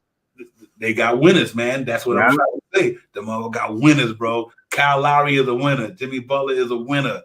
Kevin Love won a championship with LeBron. These cats got winners on their team, and that's what we didn't have. We were just young. We didn't have a lot of winners yet. The only winner we had on our team so far is Jalen Brunson. Everybody else haven't won nothing. They ain't seen nothing, and that's why we didn't get far as we need to go. Like I said, because them cats got guys who won before. Kyle Lowry won a championship already. Jimmy Butler been there. Kevin Love won a championship. It go on and on. You look up and down that roster. You down to having won a championship. LeBron won one. AD won one. Keep going down that roster. You got guys who've been in there, man. And once we get to that level, then we'll be able to sustain. But right now, we just got to get to there. It's peaks and valleys. I guess we got to take steps to it. But we'll get there.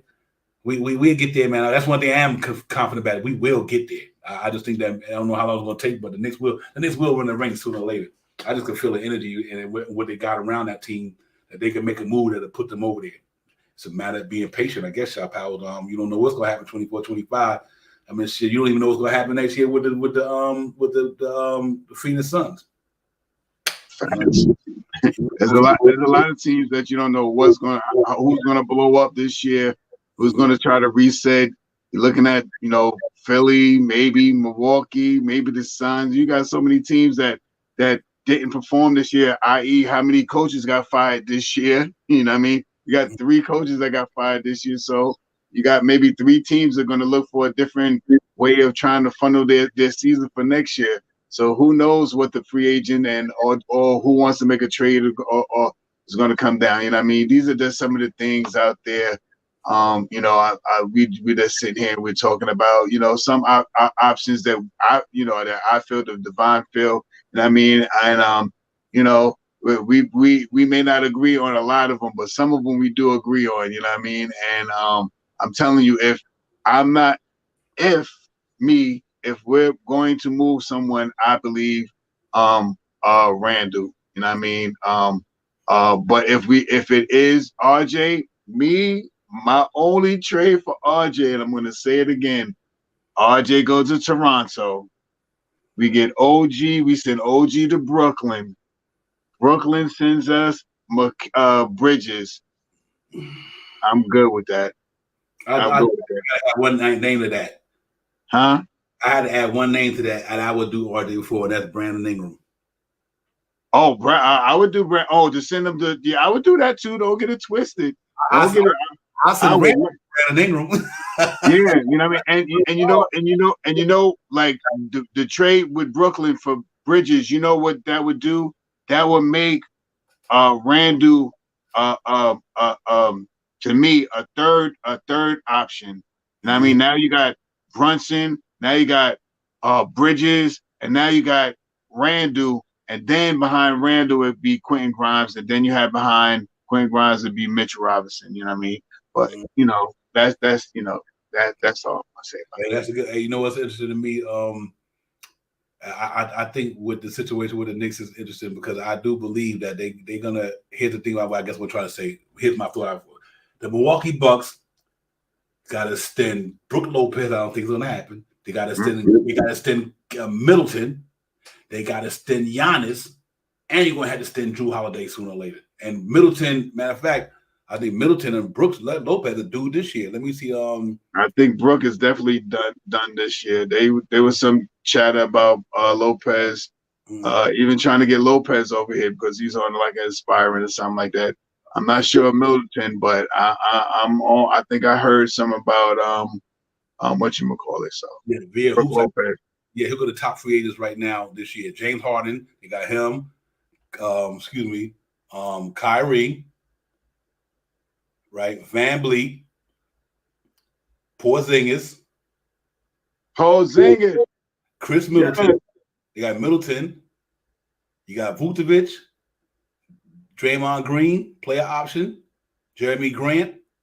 That Grant got an option too. I knew that. Brook Lopez. You know, he's defense player of the year in that team. So he's gonna want about 25, 30, 25 at least. Cal Kuzma, D'Angelo Russell, Jake Poltel, Jordan Clarkson, Cam Johnson. I like the young cat. That's one guy in North Carolina Tar Heel. I like him. He's one guy. Who else is out there that's interested in me? I wouldn't mind Cam Johnson. Yeah, Cam.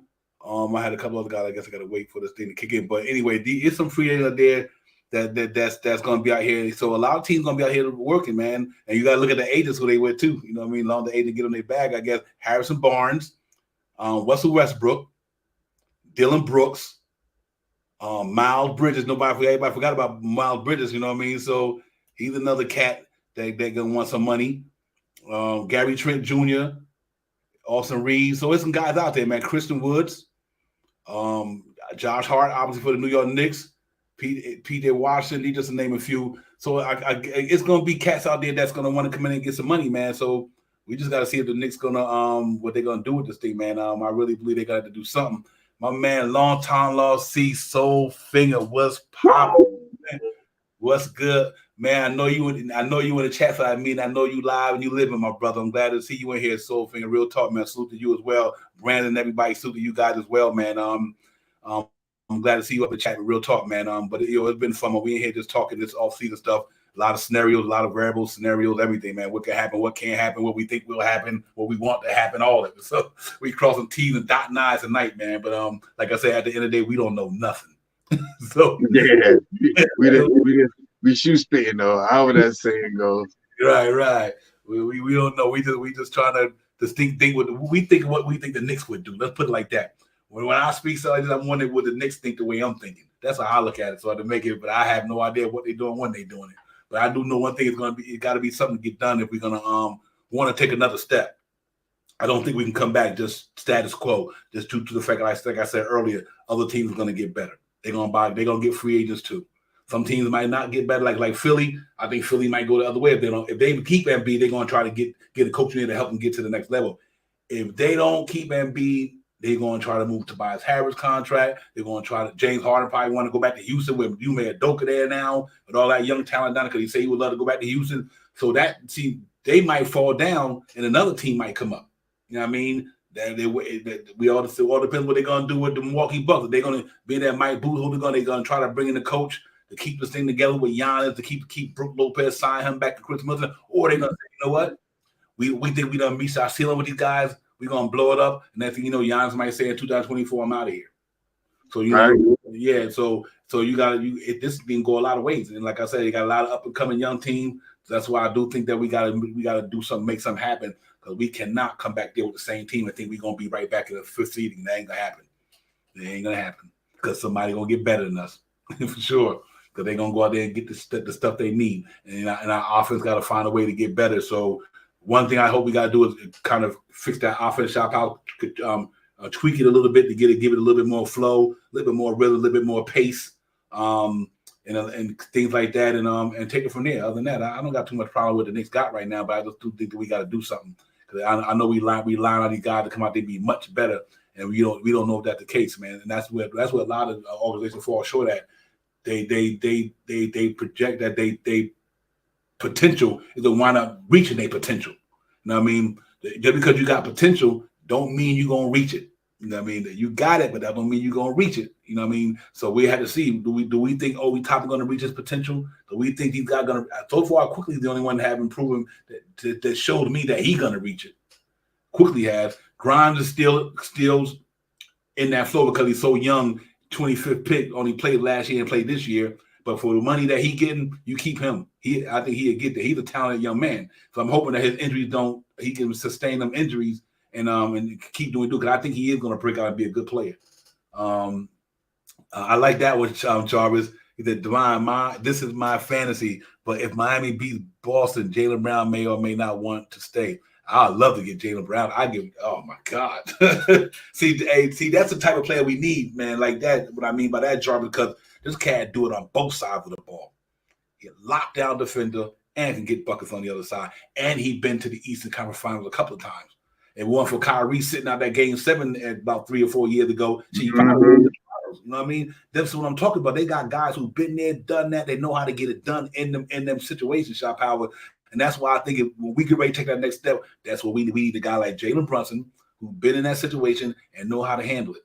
We got to get some guys like that because if not, it's going to be tough. But I'm confident though. I'm confident. I'm looking forward to this Knicks team, man. No matter which way they go, I'm gonna be confident about this team. I'm happy with the way they're going, man. I just hope they keep doing what they're doing, just getting better. You can't not like when they took steps since they've been here. Since this regime took over, they took steps and they kept getting to another level.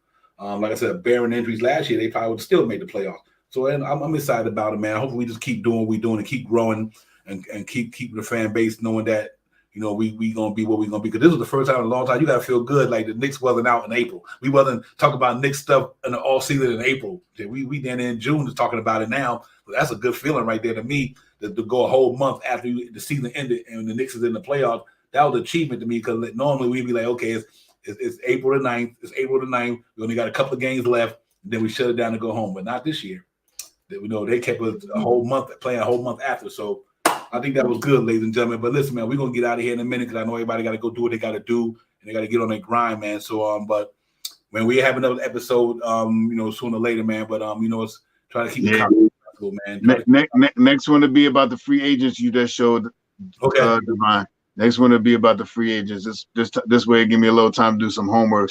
That's a lot of good free agents that I seen in that thing right there. I didn't even know all that stuff. I gotta find out where that link is so I can see who they are. How much they're gonna look like, how much they getting now, how much they're gonna want, or guess what they're gonna want. Yeah, but listen, them Louisiana boys getting my stomach turning up in the chat. So, Soulfinger talking about shrimp and gumbo, man. You got me. Let's go. Real talk, man. Listen, appreciate the guy, Jigga, my man. Thank you for staying in, my brother. Like I said, just come on in anytime. The door is always open for you, my brother.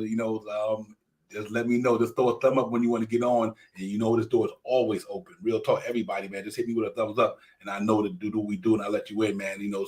But over in that, Shop Powell has been a great show, man. Great combo. Chat was on fire. Everybody was good, man. Y'all, thank y'all for all the combo, man. It was real talk, man. I had a good one tonight, man. Nice long run. But, we going on 3 hours, so we about to get up out of here.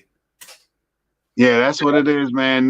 Next, I would win Divine maybe Saturday, Sunday, Monday, something like that. Saturday or something like that. We'll see how it goes, man. With how you cat feeling out there in the Knicks verse. Because, we got a lot of great shows out there, like my man right here, the Knicks Brew Crew, they got it popping. So we always got content from everybody, every angle, upside, downside, inside, or outside, hitting you from every angle. Like Method Man said, it's all good. You're going to get content no matter what you do. So but yeah, man, it's when they like, let's between now and Monday, we get on there, man, and we want to do the free thing would be nice. So we're going to get in there and do that, man. I think that should be good.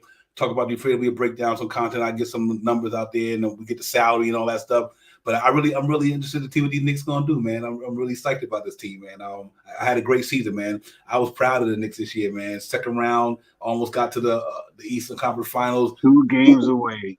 2 games away. A couple of players having a better outcome, we would have made it happen. So I think we are in the right direction, man. And hopefully we get a little bit more a guy or two, or 2 guys, or 1 guy, just with experience, Shop Power. It ain't so much got to be a superstar to me. We just need a guy who can help the team be better. Because like I said, our offense has certain things we need to get better at this year, man. And we just got to tighten up a couple of things, get a little bit more height there as well. But we got a lot of options, man. We got a lot of directions the Knicks can go, man. That's what I'm happy about. They got some flexibility to make this team better, no matter what player it may be. That's the good thing about this organization. I'm happy about this year, real quick, is that they got enough to do whatever they need to do. The Knicks can go get any player in the NBA because they got that type of capital in it. Yeah. They got the infrastructure to do. I don't care who it is. They want Giannis. They can send. If Milwaukee gonna blow it up, the Knicks got the picks. They got the players. They got the aspirants. Whatever. You know what I mean? They got it. You know what I mean? They really do. So, you know, we have to see how it goes, man. Let's hope these cats do the right thing, man, and keep building this thing right, man. And step by step. But at the same time, we hungry though. We hungry, so let's get it, man. But yo, salute to the chat. That's where it's at. Chop out, holla at me, man, and we holla at the boy later on, my brothers later on. Salute to the chat, man, for running this marathon with us. We've been on almost 3 hours, man. Thank y'all for being up in there, holding it down. Man, y'all really keep it popping up in that chat, man. Some great minds in that chat. For you, Divine, you already know my brother, man. I love you, man. And a couple of days we'll be back on with some more content to keep y'all guys active and stuff. Don't give up on that K. I'm not 100%. Like I said, I'm 77%, but don't give up on that KP thing. $36 million, 1 year. Can shoot the rock. Anyway, I will talk about that more on Sunday. Yeah, that's free agent talk. Yeah, real talk, man. Salute to everybody, man. Real talk. Thank y'all for hanging out with us, man. I know it's late. I know y'all got to get on your grind just like we do, but it's all good, man. There ain't no place like being up here with the chat and everybody. So y'all make sure y'all hit that thumbs button, run out the door. Tell a friend. We in the building. Knicks Real Talk. Shad Divine. Salute to the chat. We'll see you cats on the next episode for sure. Y'all have a good night, man. Shot Powers, I'll see you on the other side, my brother. You're ready. All right, man. Peace, everybody. Let's get it.